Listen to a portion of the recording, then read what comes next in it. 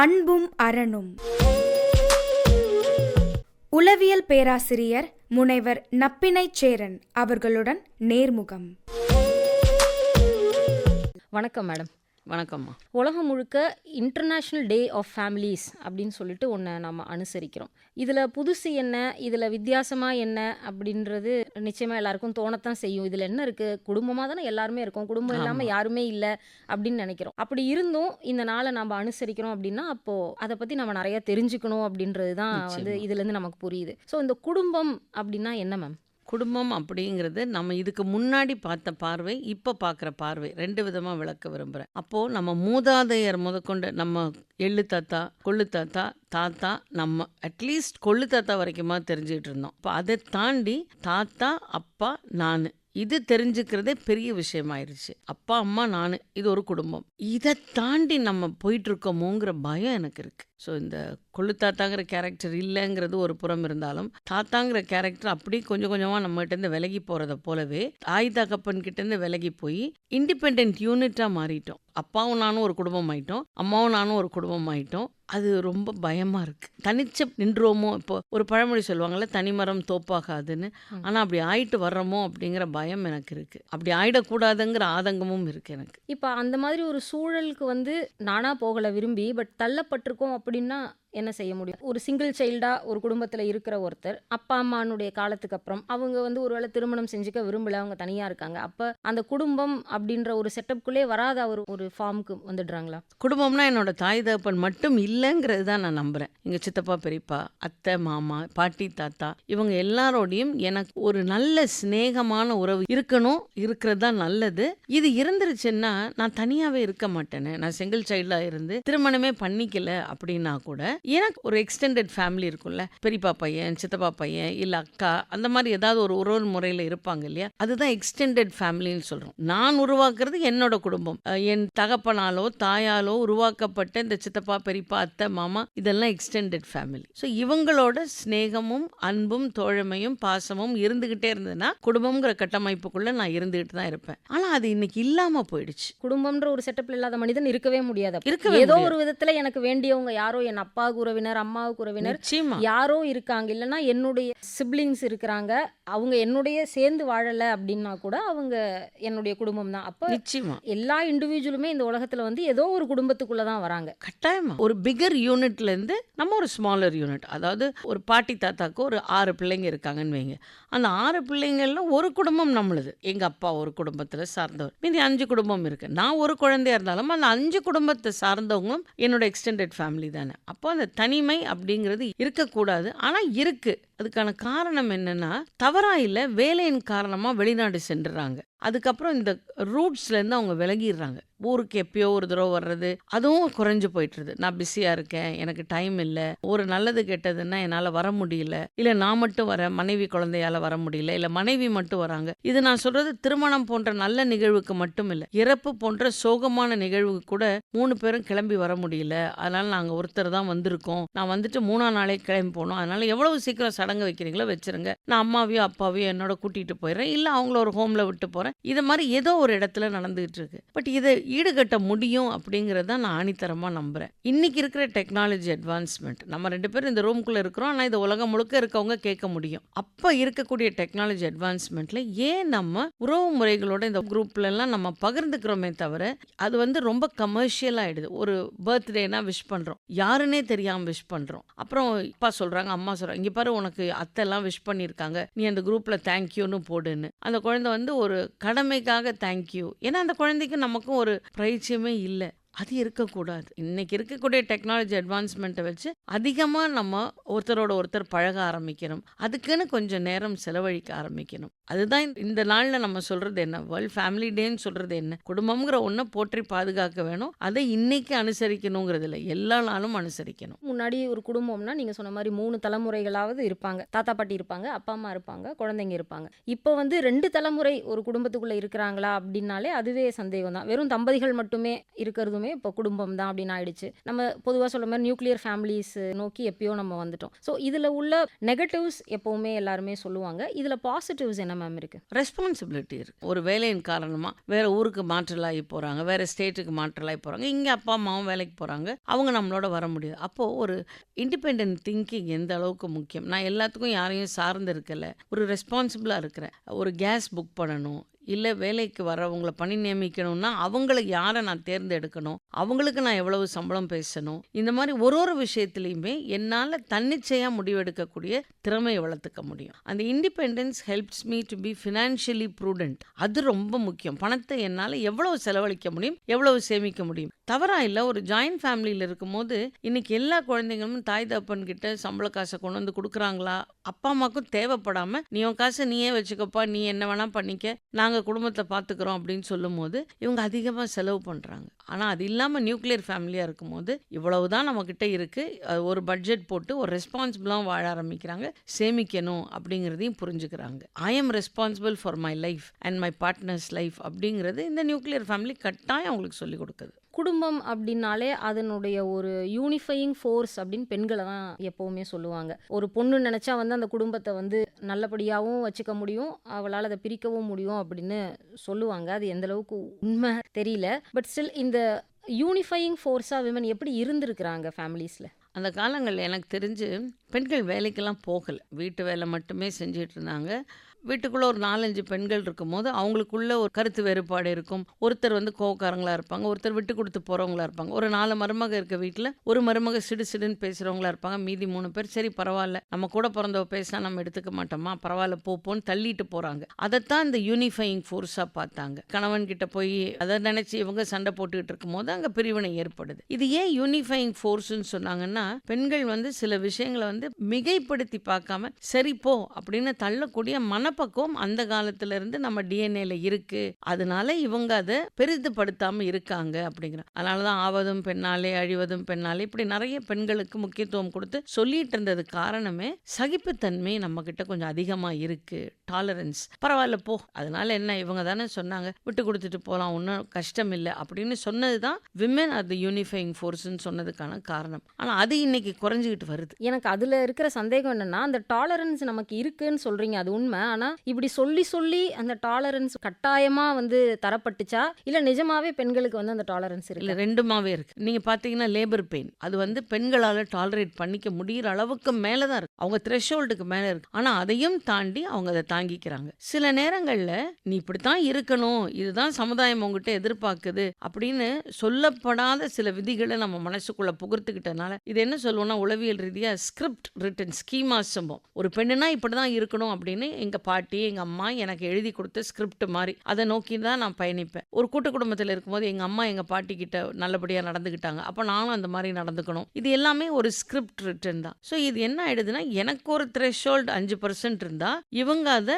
100ஆ மாற்ற முயற்சி பண்றாங்க. எனக்கு வந்து 5% தான் என்னோட த்ரெஷோல்டு. இல்ல நீ இப்படி இருக்கக்கூடாது, நீ இன்னமும் எல்லாத்தையும் நீ பொறுத்துக்கிட்டு போகணும்னு சொல்லும் போது பெண்களால் அப்படி இருக்க முடியல. அது தப்பு கிடையாது. ஏன்னா எல்லா நேரங்கள்லையும் நான் வந்து என்னுடைய த்ரெஷோல்டு அதிகரிச்சுட்டு இருந்தோம்னா, ஒரு எக்ஸாம்பிள் சொல்லணும், ஒரு எலாஸ்டிக் பேண்டை நீங்க எவ்வளவு இழுக்க முடியும்? ஒரு பாயிண்ட்டுக்கு அப்புறம் முடியாது இல்லையா? அது டப்புன்னு வெடிச்சு தான் போகும். அதே மாதிரி என்னோட த்ரெஷோல்டு 5ன்னா அது 15க்கு தான் நீங்க இழுக்கலாம், மேக்சிமம் 20க்கு இழுக்கலாம். நீங்க என்ன போய் 100க்கு இழுக்க முடியாது. இன்னைக்கு மற்ற ஸ்ட்ரெஸ்ஸின் காரணம்னால பெண்களால் அந்த அளவுக்கு அவங்களோட த்ரெஷோல்டை அதிகரிச்சுக்க முடியல. அன்னைக்கு பெண்களுக்கு அந்த அளவுக்கு இல்லைங்கிறதுனால ஓரளவுக்கு சகிப்புத்தன்மை அவங்களால ஏத்துக்க முடிஞ்சதுங்கிறது தான் நான் பார்க்குறேன். இப்போ இந்த த்ரெஷோல்டை வந்து ஃபிக்ஸ் பண்ணுறது யாரு மேம்? பெண்களா ஆண்களா? ஏன்னா ஒரு பெண்ணு கல்யாணம் ஆகி போகிறாங்கன்னும் பொழுதே அம்மா தான் உட்கார வச்சு இந்த அட்வைஸ்லாம் பெண்களுக்கு கொடுப்பாங்க. நீ போகிற இடத்துல இப்படி இருக்கணுமா, அப்படி இருக்கணும், மாமியார் அனுசரிக்கணும், மரியாதையாக நடந்துக்கணும் அப்படின்னு. அங்கே போனதுக்கு அப்புறமும் மாமியார் தான் அவங்களுக்கு வந்து ஒரு லிமிட்டை செட் பண்ணுறாங்க. இந்த குடும்பம் இந்த ரூல்ஸ் படி தான் போகும், இதுதான் இங்கே உள்ள பழக்க வழக்கங்கள், இதுக்கு நீ அனுசரிச்சுக்கணும், நீ உன்னை பழக்கிக்கணும் அப்படின்றத வந்து பெண்கள் தானே ஃபிக்ஸ் பண்ணுறாங்க.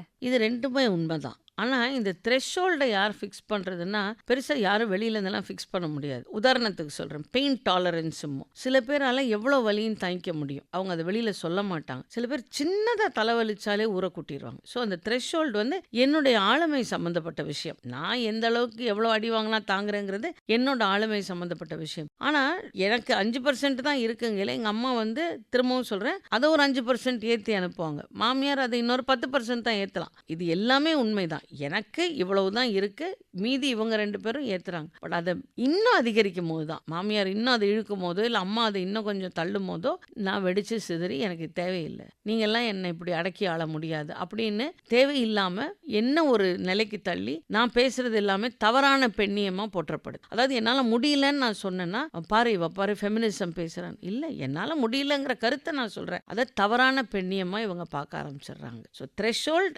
என்னுடைய ஆளுமை சம்மந்தப்பட்டது. இதை இவங்க ஓரளவுக்கு தான் இந்த சமுதாயம், தாயோ மாமியாரோ ஓரளவுக்கு அதை ஹெல்ப் பண்ண முடியும், எக்ஸ்பேண்ட் ஆகுது, அதுக்கு மேல முடியாது. பொதுவா பொண்ணுங்க வந்து வயதுக்கு வரும்போதுல இருந்தே பெண்களுக்கு வந்து இது சொல்லி சொல்லி தான் வளர்க்கப்படுது. நீ இன்னொரு வீட்டுக்கு போற, நீ வந்து அந்த குடும்பத்தை வந்து கையாள கத்துக்கணும், இல்லைன்னா வந்து கணவனை கைக்குள்ள போட்டுக்க கத்துக்கணும், நல்லா சமைச்சு எல்லாரையும் இம்ப்ரெஸ் பண்ணணும், உன்னுடைய நல்ல குணங்கள் எல்லாம் வந்து நீ காமிச்சு தான் அங்கே இம்ப்ரெஸ் பண்ணணும்னு சொல்லி ஒரு குடும்பத்தை வந்து அவங்க நடத்தணுன்றதை நோக்கியே அவங்களுக்கு அந்த ப்ரிப்பரேஷன் இருக்கு. பட் ஆண்களுக்கு அது இருந்து நம்ம பார்த்ததே இல்லை. இது வரைக்கும் எந்த அப்பாவும் பையனை பார்த்து மனைவி அனுசரிச்சு நடந்துக்கணும்பா திருமணத்துக்கு அப்புறம் அப்படி சொல்லி பார்த்தது இல்லை. பிரச்சனை இல்லை. மாமனார் மாமியாரை வந்து நீ மதிக்கணும், அனுசரிச்சு போகணும்னு சொல்லி நம்ம இது வரைக்கும் கேள்விப்பட்டதே இல்லை. அப்படி ஒரு அட்வைஸ் எந்த ஆணுக்குமே திருமணத்துக்கு முன்னாடி கிடைக்கவே கிடைக்காது. அதிகபட்சம் கிடைக்கிற அட்வைஸ் என்ன அப்படின்னா, அப்பா அம்மா விட்டுறாதப்பா கல்யாணத்துக்கு அப்புறம் பொண்டாட்டி பேச்சை கேட்டுக்கிட்டு, அந்த மாதிரி அட்வைஸாக தான் இருக்கும். பட் ஒரு குடும்பம் அப்படின்றது வந்து அந்த 2 பேருமே ஈக்குவல் கான்ட்ரிபியூட் பண்ண தான் இருக்கும் இல்லையா? ஏன் இப்படி வந்து இது வந்து பெண்களுடைய தலைமையிலேயே வந்து இந்த குடும்பத்தை கையாளுற இந்த பொறுப்பு அவங்க சுமையாவே அப்படியே இருந்துகிட்டே இருக்கு? எனக்கு என்னமோ நம்ம 80s போயிட்டோமோன்னு ஒரு சந்தேகம் இருக்கு. இப்போ நான் அப்படி எந்த தாயும் அட்வைஸ்லாம் பண்றது இல்லை, அதை கேட்டுக்கிற பெண்களும் கிடையாது. ஏன்னா ஏன் அதை சொல்றேன்னா, அம்மாவும் வேலைக்கு போறாங்க, பொண்ணும் வேலைக்கு போறாங்க, வெளி உலக அனுபவம் 2 பேருக்குமே அதிகமா இருக்கு. ஸோ இதெல்லாம் சொல்லப்படாமலேயே நம்ம மனசுல சில விஷயங்கள், அதான் நான் சொன்னேன் இல்லையா, நான் பார்த்து கத்துக்கிட்ட ஸ்கிரிப்ட் தான் நிறைய விஷயங்கள். எங்க அம்மாவுக்கும் எங்க பாட்டிக்கும் ஒத்து போலன்னா மாமியார்னா கொஞ்சம் தள்ளி வைக்கணுங்கிறது என்னோட ஸ்கிரிப்டில் வந்துடுது. எங்க அம்மாவும் எங்க பாட்டியும் நல்லா ஒத்து போயிருந்தாங்கன்னா மாமியார் அனுசரிச்சு போலாங்கிற ஸ்கிரிப்ட் என் மண்டையில் வந்துருச்சு. ஸோ அதுக்கு தகுந்தபடி தான் நான் இந்த உலகத்தை பார்க்க ஆரம்பிப்பேன். இப்போ சமைக்கணும் அப்படிங்கிற ஒரு விஷயத்தை பெருசா பெண்களும் எதிர்பார்க்கறதில்ல, ஆண்களும் எதிர்பார்க்கறதில்ல. இன்ஃபேக்ட் என்ன சொல்லி தராங்கன்னா, கணவனுக்கும் சமையல் தெரிஞ்சிருக்கணும். அதை சொல்லி கொடுத்துருந்தாங்கன்னா, எல்லா அம்மாவும் தான் பிள்ளைங்களுக்கு சொல்லி கொடுத்துருந்தாங்கன்னா இன்னைக்கு குடும்பங்களில் பிரச்சனை ஏற்படாது. பட் அதான வாய்ப்பு இல்லாம போச்சு. ஆனா ஆண்களுக்கு எந்த சூழ்நிலையிலுமே நீங்க சொல்லி கொடுத்த மாதிரி ஒண்ணுமே எனக்கு தெரிஞ்சு இது நாள் வரை சொல்லி கொடுத்தல. சொல்லி கொடுத்துருந்தாங்கன்னா இந்த குடும்பம்ங்கிற கட்டமைப்பு ரொம்ப அழகா நிலைச்சிருந்திருக்கும். நீங்க சொன்னது ரொம்ப கரெக்ட். 2 பேருமே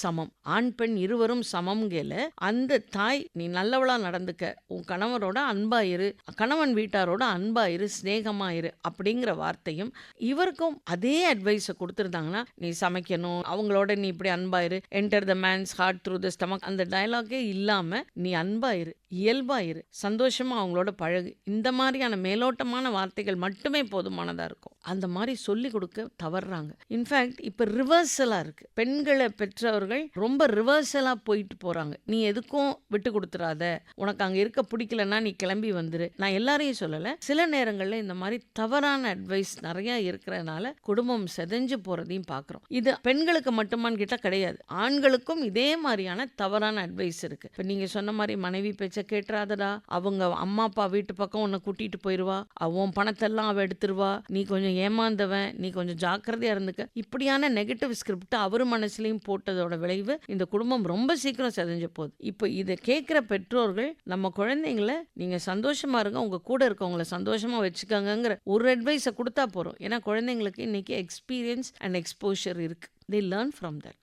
இதை மட்டுமே அவங்க சொன்னாங்கனாலே போயிடும். பட் இப்போ நீங்கள் சொன்னீங்க சமைக்கணும் அப்படின்ற எதிர்பார்ப்பு இப்போ ரொம்ப குறைஞ்சி போச்சு அப்படின்னா, ஆனால் இன்னும் கூட நம்ம வந்து ஒரு விஷயம் பார்க்குறோம். எவ்வளோ பெரிய ஒரு பெண் அரசியல்வாதியோ ஒரு பெரிய நடிகையோ செலிபிரிட்டியோ கூட இன்டர்வியூ பண்ணும்போது நீங்கள் சமைப்பீங்களா, உங்களுக்கு என்ன நல்லா சமைக்க தெரியும், உங்கள் குழந்தைங்களுக்கு நீங்கள் ஃப்ரீ டைமில் சமைச்சு கொடுப்பீங்களா, இந்த மாதிரி கேள்விகள் வந்து எப்பயும் வந்துட்டே இருக்கு. ஆனால் இது வரைக்கும் எந்த ஒரு ஆண் சாதனையாளரை பார்த்து எந்த ஃபீல்டில் இருந்தாலும் சரிதான், யாருமே இது வரைக்கும் நீங்கள் ஃபேமிலியோட டைம் ஸ்பெண்ட் பண்ணும்போது நீங்கள் உங்கள் குழந்தைங்களுக்கு சமைச்சு கொடுத்துருக்கீங்களா அப்படின்ற கேள்வி வந்து வர்றதே இல்லை. செஃப் கிட்ட இன்டர்வியூ பண்ணா மட்டும்தான் அவங்களை தவிர வேற எந்த ஃபீல்டுல இருக்கிற ஆண்கள் கிட்ட வந்து பேசினாலும் யாருமே உங்க குழந்தைங்களுக்கு நீங்க உங்க கையால சமைச்சு கொடுத்துருக்கீங்களான்னு கேட்டு நம்ம பார்த்ததே இல்லை. ஆனால் பெண்கள் எந்த துறையில அவங்க சக்சஸ்ஃபுல்லா இருந்தாலும் அவங்க கிட்ட நிச்சயமா இந்த கேள்வி இருக்கும். விரும்பி நீங்க என்ன உங்க குடும்பத்தில் இருக்கிறவங்களுக்கு சமைச்சு கொடுப்பீங்க அப்படின்னு தான் கேட்குறாங்க. அப்போ என்னோட ஃப்ரீ டைம்ல கூட என் ஃபேமிலியில இருக்கிறவங்களை இம்ப்ரெஸ் பண்ண நான் என்ன செய்யறேன் அப்படின்றத தானே சொல்ல வேண்டியிருக்கு. கேள்வி கேட்குறவங்களோட மனசுல இந்த 10ஆம் பசலித்தனமான எண்ணங்கள் இன்னும் இருக்கு. ஸ்டீரியோ ஸ்டீரியோ டைபிக் கொஸ்டின்ஸ் இதெல்லாம். பெண்கள்னா சமைக்கணும், பெண்கள்னா குடும்பத்தை பார்த்துக்கணும்,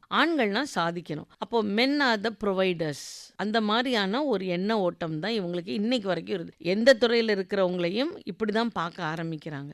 ஏன் ஒரு பெண் சமைக்கணும்? நான் நிஜமாவே இந்த கேள்வி கேட்குறேன். நலபாகம்னு தான் சொன்னாங்க. நலன் தான் நல்லா சமைச்சார். இன்னைக்கு வரைக்கும் எடுத்து பாருங்களேன், எந்த பெண்ணும் அதிகமாக சமைச்சு சாதிச்சதா எதுலையுமே சொல்லலை, சங்க இலக்கியங்கள்லையும் பெருசாக சொல்லலை. இன்ன வரைக்குமே நம்ம ஃபங்க்ஷன்ஸ்க்கு கூப்பிடுற செஃப்ஸ் கட்டாயமா. எல்லாருமே மேல் மேல் செஃப்ஸா தான் chefs-ஆ. இருப்பாங்க. அவங்க தான் சக்சஸ்ஃபுல்லா இருப்பாங்க நிச்சயமா. ரொம்ப. ஆனா புத்தகம் எழுதும்போது பாருங்களேன், இந்த பாட்டி சமையல், அந்த பாட்டி சமையல்னு. அப்போ அதை இம்ப்ரெஸ் பண்ணணும்னா பாட்டி சமையல், இல்ல வேற யாராவது ஒரு பெண்ணோட பேரு. ஆனா உண்மையிலே பிராக்டிக்கலா சமைக்கிறது யாருன்னு கேட்டா ஆண்கள். கார்ப்பரேட் கம்பெனிஸ் கூட வந்து அம்மா கைப்பக்குவத்துல சமையல் அப்படிதான் சொல்லுவாங்க. எல்லாமே. ஒரு காஃபி போடுறதுல வந்து ஒன்றும் பெருசா கைப்பக்குவமே கிடையாது. ஒரு ஸ்பூன் காஃபி பவுடர், ஒரு ஸ்பூன் சர்க்கரை, பால் ஊத்திட்டு போனா அது கூட அம்மா வந்தது மாதிரி காஃபி வாசனை வருது. அப்படிதானே இன்னும் சொல்லி ஸ்டீரியோ டைப் அதான் பண்ணிட்டே இது இருக்கும். இந்த ஸ்டீரியோ டைப் பண்றதா, இந்த colour stereo typing, kitchen stereo typing, இது எல்லாமே 10ஆம் சரித்திரத்தோட எண்ணத்தின் வெளிப்பாடு தான். நாம இன்னும் முன்னேறல. இப்ப நான் சொன்னேன் இல்லையா, 80sல இருக்கோம்னு நான் சொல்றதுக்கு காரணமே அதுதான். நம்ம இன்னும் முன்னேறல. இந்த கேள்வியே அபத்தமான கேள்வி. எதுக்கு அவங்க சமைக்கணும்? அவங்க குழந்தைங்களே கூட சாமர்த்தியமான குழந்தைங்க, அவங்களே கூட சமைச்சுக்கலாம். அவங்க கணவர் சமைச்சு கொடுக்கலாம். ஐயோ நீங்க சமைச்சு கொடுப்பீங்களா சார்? அப்படியே அவர் சமைச்சு கொடுக்குறேன்னு சொல்லிட்டாருன்னா அது ஒரு பெரிய விஷயமா பார்த்து, ஏன் அந்த அம்மாவும் தான் சமைக்கிறாங்க. அதை வந்து இட் இஸ் அண்டர்ஸ்டுட். பெண்கள்னா இதெல்லாம் நீங்க செய்யணும், இப்படிதான் நீங்க இருக்கணும் அப்படின்னு ஒரு கட்டமைப்புக்குள்ள நம்மளை வச்சு அதே எண்ண பக்குவத்தோட பார்க்க ஆரம்பிக்கிறாங்க. அது மாறணும், அந்த எண்ணங்கள் மாறணும். ஐ மீன் செஃப்பா இருக்கிறவங்க வெளியில சமைக்க கூச்சப்படுறதுல நான் வீட்டுக்குள்ள சமைக்க ஏன் கூச்சப்படுறாங்கன்றதுனுடைய ஆனா ஷெஃப் அடிப்படை. வீட்டில் சில பேர் செய்கிறேன்னு தானே சொல்றாங்க. பெண்களுக்கு சமையல் பண்றது கடமை. ஷெஃப் எல்லாம் பெரிய ஆளுங்க, நலபாகம். ஸோ அந்த ரெக்கக்னிஷன் அண்ட் மணி. வெரஸ் இது வந்து உன்னோட கடமை, இது உன்னோட வேலை. இது ஒன்றும் பெரிய விஷயம் கிடையாது. நீ சமைக்கணுங்கிறது தான் உனக்கு எழுதப்பட்ட விதி. அதில் நீ என்ன அதை பெருமையை வெளியில் சொல்லிக்க முடியும்? அப்படி ஆயிடுது. ஆனால் அதே ஒரு புத்தகமாக வெளியிடும் போது அதில் வர பணம் இந்த குடும்பத்துக்கு தேவைப்படுது. அது டிவியில் வர்றதுனாலையோ இந்த சோஷியல் மீடியாவில் வர்றதுனாலையோ தான் பெண்கள் சமைக்கிறதுங்கிறத ஒரு பெருமையாக போற்றப்படுற விஷயமா ஆயிடுதே தவிர, இல்லைன்னா அது கடமையாக தான் பார்க்கப்படுது. ஃபினான்சஸை பிரிச்சுக்கிறது அப்படின்னு இருக்கு இல்லையா வீட்டில். முன்னாடி வந்து ஆண்கள் சம்பாரிச்சு கொண்டு வருவாங்க, என்ன தேவையோ வீட்டுக்கு அதை வாங்கி கொடுத்துருவாங்க, அதை வச்சு அவங்க குடும்பம் பண்ணும். இல்லை சில குடும்பங்களில் வந்து என்ன குடும்ப செலவுக்கு தேவையோ அதை பெண்கள்கிட்ட கொடுத்துருவாங்க, அதை வச்சு அவங்க வந்து சிக்கனமாக எப்படி அந்த மாதம் முழுக்க வச்சு செய்யணுமோ செய்வாங்க. சில குடும்பங்களில் சம்பளத்தை மனைவிகிட்டேவும் முழுசாக கொடுத்துட்டு நீ பார்த்துக்கோமா, சம்பாரிச்சிட்டு வந்து நான் கொடுப்பேன், என்ன சேர்க்கணும் என்ன செலவு பண்ணும் உனக்கு தான் தெரியும் பார்த்துக்கோ அப்படின்னு சொல்கிற குடும்பங்களும் பார்த்துருக்கோம். ஆனால் இப்போ வந்து 2 பேருமே சம்பாதிக்கும் பொழுது இந்த ஃபினான்சஸை எப்படி வந்து ஹேண்டில் பண்ணுறாங்க, எப்படி பண்ணுறதுனாலலாம் பிரச்சனைகள் பின்னாடி வருது, குடும்பங்கள் உடையுது. இது என்ன ஆயிடுதுன்னா, நீங்கள் சொன்ன மாதிரி அந்த காலத்தில் ஒருத்தர் சம்பளம் இருந்தது. ஸோ ஏதோ ஒரு மாதிரி சிறுவாட்டு பணம் சேர்த்தாங்க, நகை வாங்கினாங்க, சீட்டு கட்டினாங்க, எப்படியோ பண்ணிட்டு இருந்தாங்க. இன்னைக்கு 2 பேரும் சம்பாதிக்கும் போது என்ன ஆயிடுது, ஏன் பணம் ஓம் பணம் அப்படிங்கிற பிரிவினை வந்துருச்சு. இதனால என்ன ஆயிடுதுன்னா, நான் இந்த 2 செலவு பண்ணுறேன், நீ இந்த 2 செலவு பார்த்துக்க. அப்புறம் இந்த காமன் செலவுங்கிறத ஒரு நாள் நீ கூட, ஒரு நாள் நான் கூட, அதில் ஒரு சண்டை. இந்த மாதிரி இருக்கக்கூடாதுன்னா அதுக்கு தான் நான் முதல்ல சொன்னேன், ஒரு ஃபினான்ஷியல் ப்ரூடன்ஸ் இருக்கணும்னு. அப்போ ஒரு பட்ஜெட் இருக்கணும். இப்போது நான் 100 ரூபாய் சம்பாதிக்கிறேன், நீ 80 ரூபாய் சம்பாதிக்கிற, யாரோ ஒருத்தர், பெண் அதிகமாக சம்பாதிக்கலாம், ஆண் அதிகமாக சம்பாதிக்கலாம். ஸோ அதுக்கு தகுந்த ரேஷியோவாக ஒரு காமன் அக்கௌண்ட்டில் இருக்கணும். குடும்பத்துக்குன்னு செலவு. இப்போ 100 ரூபாய் சம்பாதிக்கிறவங்க 40 ரூபா கொடுக்கலாம், 80 ரூபா சம்பாதிக்கிறவங்க 25 ரூபா கொடுக்கலாம். அப்போ இதை ஒரு காமன் அக்கௌண்ட்டில் போட்டுட்டு மீதி பணம் இருக்கு இல்லையா, அதை ஒரு சேவிங்ஸில் வைக்கலாம். அதுலேயுமே நான் என்ன சொல்லுவேன், 2ஆக சேவ் பண்ணணும். ஒன்று ஜாயிண்ட்டில் இருக்கணும், ஒன்று தனியாக இருக்கணும். இப்போ இந்த சேர்ந்து போட்டு ஒரு காமன் அக்கௌண்ட்டில் இருக்கிறதுல தான் எல்லா செலவுகளும் பார்த்துக்கணும். காமன் செலவில் இருக்கிறதுல தான் எல்லா செலவும் பார்க்கணுன்னு சொல்கிறேன்னா, இப்போது இவங்களுக்குள்ள ஒரு பிரச்சனை வருதுன்னா, இந்த ஆணோ பெண்ணோ எல்லா கல்யாண செலவுகளையும் நான் தான் மேடம் பார்த்தேன், இல்லை ஒரு ஃபங்க்ஷன்னு போனால் நான் தான் மொய் எழுதினேன், இல்லை ஒரு ஹோட்டல் போனோன்னா நான் தான் சாப்பாட்டுக்கு பணம் கொடுத்தேன், அந்த மாதிரி சந்தோஷமாக செய்த செலவுகளை சொல்லி காட்ட ஆரம்பிச்சிருவாங்க. அதை விட ஒரு காமன் பூல் அப்படின்னு இருந்தால் நம்ம 2 பேரோடதும் அதில் இருக்குது. நம்மளுது அப்படிங்கிறது ரொம்ப அழகாக இருக்கும். அது இல்லாமல் என்னது ஒன்றுது அப்படிங்கிறது இருக்கக்கூடாது. நம்மளுது அப்படிங்கிறது அந்த வார்த்தையே எனக்கு என்னமோ குறைஞ்சு போயிடுச்சு. நம்முடையது அந்த மாதிரி இல்லாமல் எங்கள் வீட்டில் சொன்னாங்க. இது பெண்களையும் நான் பார்க்குறேன், ஆண்களையும் பார்க்குறேன். இங்கே இன்னுமே ஒருத்தரோட ஒருத்தர் இன்வால்வே ஆகலை, ஒரு குடும்பமாகவே மாறலை, தனி இண்டிவிஜுவல்ஸாக தான் இருக்கீங்க. எங்கள் அம்மா இப்படி செய்வாங்க, எங்கள் வீட்டில் இப்படி நடக்கும், எங்கள் வீட்டில எல்லாம் இப்படி தான் நடக்கும். அப்போ அந்த வார்த்தை என்ன ஆயிடுதுன்னா, நீங்கள் இன்னும் இன்னாரோட மகளாவோ மகனாவோ தான் இருக்கீங்க, இந்த மனிதரோட மனைவியாவோ கணவனாவோ மாறவே இல்லை. அப்போ பணத்தில் எப்படி நீங்கள் ஒன்று சேருவீங்க? ஸோ ஃபர்ஸ்ட் இது நம்மளோடது, இந்த காமன் புல்ல இருந்து நம்ம செலவுகள் செய்வோம். 100 ரூபாய் சம்பாதிக்கிறவங்க ப்ராபப்ளி கொஞ்சம் ஜாஸ்தியாக கான்ட்ரிபியூட் பண்ணுங்க, குறைவா சம்பாதிக்கிறவங்க அதுக்கு ப்ரொபோர்ஷனேட்டாக கான்ட்ரிபியூட் பண்ணுங்க. அதுக்கப்புறம் இருக்கிற மிச்ச பணத்தில் நான் திரும்பவும் சொல்கிறேன், ஒரு ஜாயிண்ட் அக்கௌண்ட் இருக்கணும், ஒரு இண்டிபெண்ட் அக்கௌண்ட் இருக்கணும். ஏன் இந்த ஜாயிண்ட் அக்கௌண்ட்டுன்னு சொல்கிறேன்னா, நாளைக்கு ஒரு பிரச்சனைன்னு வந்துட்டா எதுவுமே இல்லாமல் ஒருத்தர் விடுபற்றக்கூடாது. இந்த ஜாயிண்ட் அக்கௌண்ட்டுங்கிற ஒரு விஷயமாவது அவங்க கையில் ஒரு ட்ரம் கார்டாக இருக்கணும். அதுக்கப்புறம் நீங்கள் உங்கள் இண்டிபெண்ட் அக்கௌண்ட்டில் நீங்கள் நகைக்கு சீட்டு கட்டலாம், நீங்கள் ஒரு ஆர்டி போடலாம், என்ன வேணால் பண்ணலாம். அதுதான் ஒரு இன்டெலிஜென்ஸ். செலவழிச்சிடக்கூடாது எல்லா பணமும் அப்படிங்கிறதுக்காக நான் சொல்கிறேன். இந்த மாதிரியான ஒரு பட்ஜெட்டை போட்டு வாழ்ந்துட்டாங்கன்னா பணத்தால் ஏற்படக்கூடிய சண்டை இருக்காது. ஏன் பணம் உன் பணம் அப்படின்னு இல்லாமல் நம்ம பணம் நமக்காக செலவு பண்ணுறோம், நமக்கு வேண்டியவங்களுக்காக செலவு பண்ணுறோம், நம்ம சந்தோஷத்துக்காக செலவு பண்ணுறோம் அப்படிங்கிற நம்மங்கிற வார்த்தையும் அதிகரிக்கும். வி அப்படிங்கிறது ரொம்ப அவசியம். அது இந்த மாதிரியான இடங்கள்ல அந்த வி ரொம்ப எம்பசைஸ் ஆகணும்னு நான் நினைக்கிறேன். இப்போ நீங்கள் சொல்லும்போது எனக்கு ஒன்று ஞாபகம் வருது மேம். 20 வருடங்களுக்கு முன்னாடி என்னுடைய ப்ரொஃபஸர் வந்து சொல்லிட்டு இருந்தாங்க, இப்போ நிறைய டிவோர்ஸ் கேசஸ் வந்து எப்படி இருக்குன்னா, 2 பேருமே சம்பாதிக்கிறாங்க. பெரும்பாலான இடங்கள்ல வந்து மனைவிகளுடைய சம்பளம் கொஞ்சம் குறைவாக இருக்கும், கணவர்களுடைய சம்பளம் அதிகமாக இருக்கும். அதனால அவங்க என்ன ஒரு முடிவுக்கு அப்போ வருவாங்கன்னா, குறைவான சம்பளத்தை செலவு பண்ணுவோம், அதிகமான சம்பளத்தை வச்சு நாம் வந்து சேவ் பண்ணுவோம், இல்லைன்னா வந்து அசெட்ஸ் வாங்குவோம் அப்படின்னு போகும்போது, நாளைக்கு இவங்களுக்குள்ள ஒரு பிரிவுன்னு வரும்பொழுது அந்த கணவர் என்ன சொல்றாருன்னா, இது முழுக்க ஏன் சம்பளத்துல வாங்கினது, இந்த வீடு இந்த சொத்து இதெல்லாம் ஏன் சம்பாத்தியம் அப்படின்னு ஆயிடுது. அப்ப அந்த பெண்களுக்கு அதுல ஒரு ஹோல்டே இல்லை. ஏன்னா இவங்க அப்போ ஏமாந்து குடும்ப செலவு அப்போ பண்ணிட்டாங்க சம்பளத்தை பூரா. இப்போ வந்து ஒரு ஸ்ட்ரக்சரா நிக்கிறது எல்லாமே அந்த ஆணுடைய சம்பாத்தியத்துல இருந்து வருது. இதனால நிறைய பிரச்சனைகள் வருது அப்படின்னு சொன்னாங்க. நிச்சயமா நிச்சயமா அந்த மாதிரி கேசஸ் நீங்க பாத்திருக்கீங்களா மேம்? ஓஎஸ் நிறைய வந்திருக்கு. அது மட்டும் இல்லாம அந்த ஆண் என்ன சொல்லுவாரு, நான் சேமிக்கிறேன், உன்னோட வருமானத்தை காட்டி லோன் எடுத்துரும்பார். நீங்க சொல்றது இந்த செலவு மட்டும் இல்ல, அந்த பெண்ணுக்கு கடனும் அவங்க தலையில சுமந்துரும். இவர் சொத்தை வாங்கி இவர் பேர்ல எழுதிக்குவார். ஏன்னா இவருக்கு சொல்லப்பட்ட ஸ்கிரிப்ட்ல யாரையும் நம்பிராத, உன் கை உன் காசு நீ வச்சுக்க. அப்ப இந்த பெண்கள் நடுவில் தான் விடப்படுறாங்க. ஆனா இன்னைக்கு சட்டம் அப்படி இல்லை, பெண்களுக்கு ரொம்ப சாதகமா இருக்கு. நீங்க என்ன ஸ்ட்ரக்சர் வேணாலும் வச்சுக்கலாம். இது நாள் வரைக்கும் போனதுதான். பட் இப்போ நீங்க கொடுக்க வேண்டிய அந்த ஒன் டைம் செட்டில்மெண்ட், அந்த அலுமினியம் அமௌண்ட் கட்டாயம் அதெல்லாம் மனசுல வச்சுதான் கேட்டுக்கொள்ளப்படுது. அப்போ அவங்க ஏமாந்தாங்க அப்படிங்கிறது இல்லாம போகுது. ஸ்ட்ரக்சரல் பில்டிங்கை வேணா நான் விட்டு கொடுக்கலாமே தவிர அந்த வருமானமோ அதுக்கு ஈக்குவலான அமௌண்ட்டையோ வாங்கிட முடியும். இன்னைக்கான சில நேரங்கள்ல இது ஒரு பக்கம் பெண்கள் ஏமாற்றப்படுறாங்கிறது ஒரு பக்கம், சில நேரங்கள்ல தவறா சட்டத்தை பயன்படுத்தி பெண்களும் ஆண்கள் கிட்ட இருந்து பறிச்சுக்கிறாங்க. அதுவுமே ஒரு பக்கம் உண்மை நடக்குது. இவங்க அந்த பணத்தை செலவு பண்ணியிருந்திருக்கலாம், குறைவான வருமானத்துல இருந்திருக்கலாம், செலவு பண்ணியிருக்கலாம். ஆனா அந்த வீடு வாங்கும் போது தாம் பேர்ல வாங்கல அப்படின்னா நான் ஒரு பெரிய சண்டை போடுவேன், தற்கொலை முயற்சி எடுப்பாங்க, அது ஒரு பெரிய பஞ்சாயத்து வைப்பாங்க. சரி நான் உன் பேர்ல வாங்குறேன்னு வரும், இல்லை நம்ம ஜாயிண்டாக வாங்குறோன்னு வரும். அதுக்கப்புறம் அவர் விற்கும் போது விற்க முடியாமல் போயிடும். இந்த மாதிரியான பிரச்சனைகளும் 2 பக்கமுமே இருக்கு. ஒரு சாரார் மட்டுமே ஏமாறுறாங்கங்கிற காலம் போய் இன்னைக்கு இவங்களும் ஏமாற ஆரம்பிக்கிறாங்க. இது டெஃபினட்டாக இது ஒரு ப்ராப்ளமாக தான் இருக்கு. நான் பார்த்த வரைக்கும் என் அனுபவத்தில் சொல்கிறேன், பெண்கள் பேரில் ஒரு சொத்து வந்து பதியப்படுது அப்படின்னா அதுக்கு காரணம் ஒன்று அவங்க பேரில் லோன் எடுத்திருந்திருப்பாங்க, இல்லைன்னா கணவர் வந்து டாக்ஸ் இவேட் பண்ணணும் அப்படின்றதுக்காக மனைவி பேரில் சொத்து வாங்கியிருப்பாங்க, இல்லை ஜாயிண்டாக கூட இருக்கும் ப்ராப்பர்ட்டி. மனைவி பேர்லேயே ப்ராப்பர்ட்டி இது வரைக்கும் எழுதி நம்ம பார்த்துருக்க மாட்டோம். ஆனால் கணவர் பேரில் ப்ராப்பர்ட்டி ரொம்ப காமனாக நம்ம பார்க்குறோம். மனைவிகள் பேரில் அவங்க சம்பாரிச்சா கூட அவங்க பேரில் மட்டுமே தனியாக ப்ராப்பர்ட்டி இது வரைக்கும் இந்த மாதிரிலாம் பார்த்ததில்லை. அப்படிலாம் கூட பண்ணுறாங்களா? பண்ணுறாங்க. அதாவது ஒரு ப்ராப்பர்ட்டி வாங்கி மனைவி பேரில் எழுதுறவங்களும் இருக்காங்க. 6 ப்ராப்பர்ட்டி வச்சுருக்கேன், ஜாயிண்டில் ஒரு 2 இருக்குது, மீதி எல்லாமே என் மனைவி பேரில் எழுதுனேன்னு சொன்ன ஆண்களும் இருக்காங்க. அதுக்கு தான் சொல்ல வரேன், ஆண்கள்லாம் நல்லவங்களும் இருக்காங்கிறதுக்காக சொல்ல வரேன். இல்லை நாளைக்கு அப்படி இருக்கும்போது அந்த பெண்கள் வந்து இதை தவறா இவங்களுக்கு எதிராக அதுதான் பயன்படுத்தி சொல்கிறேன். இன்னைக்கு வைசி வசாவும் மாறிட்டு இருக்குன்னு தான் சொல்ல வரேன். ஸோ அப்படி எழுதுறவங்களும் இருக்காங்க.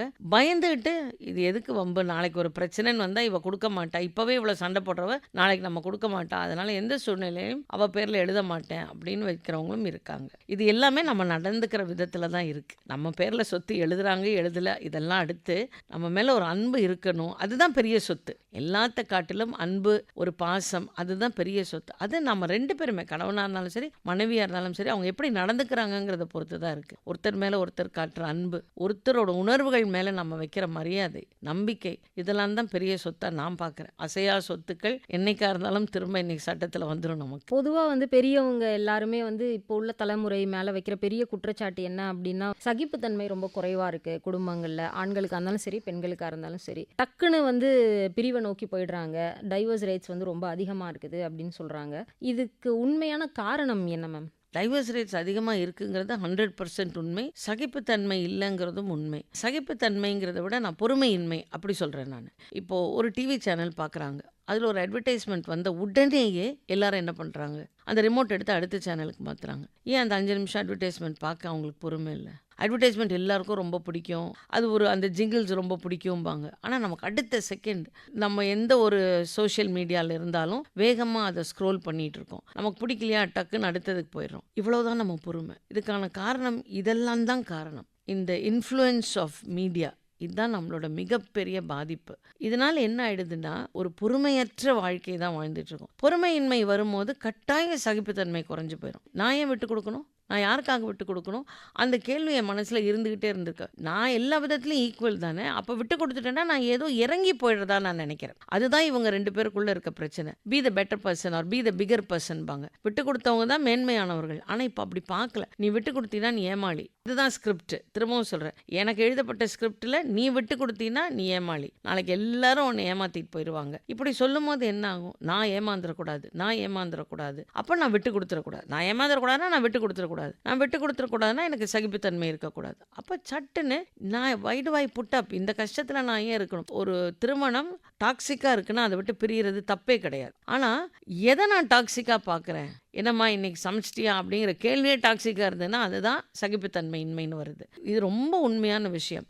எல்லா விஷயங்களுக்குமே நம்ம பிரிஞ்சிடலாம், இது ரொம்ப சகஜமாக கல்யாணமான 3ஆம் நாள் டைவர்ஸ் பண்ணிக்கலாம் அப்படின்னு காதலித்த ஒரு பெண் ஒரு கணவனை பார்த்து கேட்குறா. முன்னை விட காதல் திருமணங்கள் இப்போ அதிகமாகவும் இருக்குது, அதே சமயம் டிவோர்ஸ் ரேட்ஸும் அதிகமாக இருக்குன்னும் பொழுது பொதுவாகவே வந்து சமூகத்தில் சொல்கிற குற்றச்சாட்டு என்னென்னா டக்குன்னு முடிவு பண்ணுறாங்க கல்யாணம் பண்ணணும், டக்குன்னு முடிவு பண்ணுறாங்க பிரியணும்னு, எதுலேயுமே ஒரு ஆழ்ந்த ஒரு யோசனை இல்லாமல் எல்லாமே செஞ்சிடுறாங்க அப்படின்னு சொல்கிறாங்க. உண்மையிலே காதல் திருமணங்கள் தான் வந்து டிவோர்ஸ் ரேட்ஸ் அதிகமாக வரதுக்கு காரணமா? இல்லை, அப்படி இல்லை. 2 திருமணமுமே டிவோர்ஸ் ரேட்ஸில் போகுது, ஈக்குவலி போகுது. முதல்லலாம் காதல் திருமணங்கள் கொஞ்சம் சஸ்டெயின் ஆகிட்டு இருந்தது, இன்னைக்கு அப்படி கிடையாது. ஈக்குவலாக தான் 2மே போகுது. என்னன்னா காதல் திருமணங்களில் நீங்கள் சொன்ன மாதிரி அவசரமாக முடிவெடுக்கிறாங்க. அதுக்கப்புறம் அவங்களுக்குள்ள இருக்கிற இன்செக்யூரிட்டி தலை தூக்க ஆரம்பிக்குது. அந்த இன்செக்யூரிட்டி தலை தூக்க அந்த ஆண் அவங்க தாயோடையோ சகோதரியோடையோ பேசினா இவளுக்கு ஒரு பயம் வந்துடுது. ஏன்னா மாமியாரோட விருப்பம் இல்லாமல் நம்ம இந்த திருமணத்துக்கு அவங்கள ஃபோர்ஸ் பண்ணி சம்மதிக்க வச்சிருக்காரு கணவர், பிரிச்சிருவாரோன்னு. இவருக்கும் அதே சந்தேகம், இவ அவங்க அம்மா வீட்டுக்கு போயிட்டு வந்தா வேற மாதிரி நடந்துக்கிறா. ஸோ இதனால வேற இவங்க 2 பேருக்குள்ள ஒரு பிரச்சனை ஏற்பட்டு பிரிஞ்சிடுறாங்க. அது உண்மைதான்.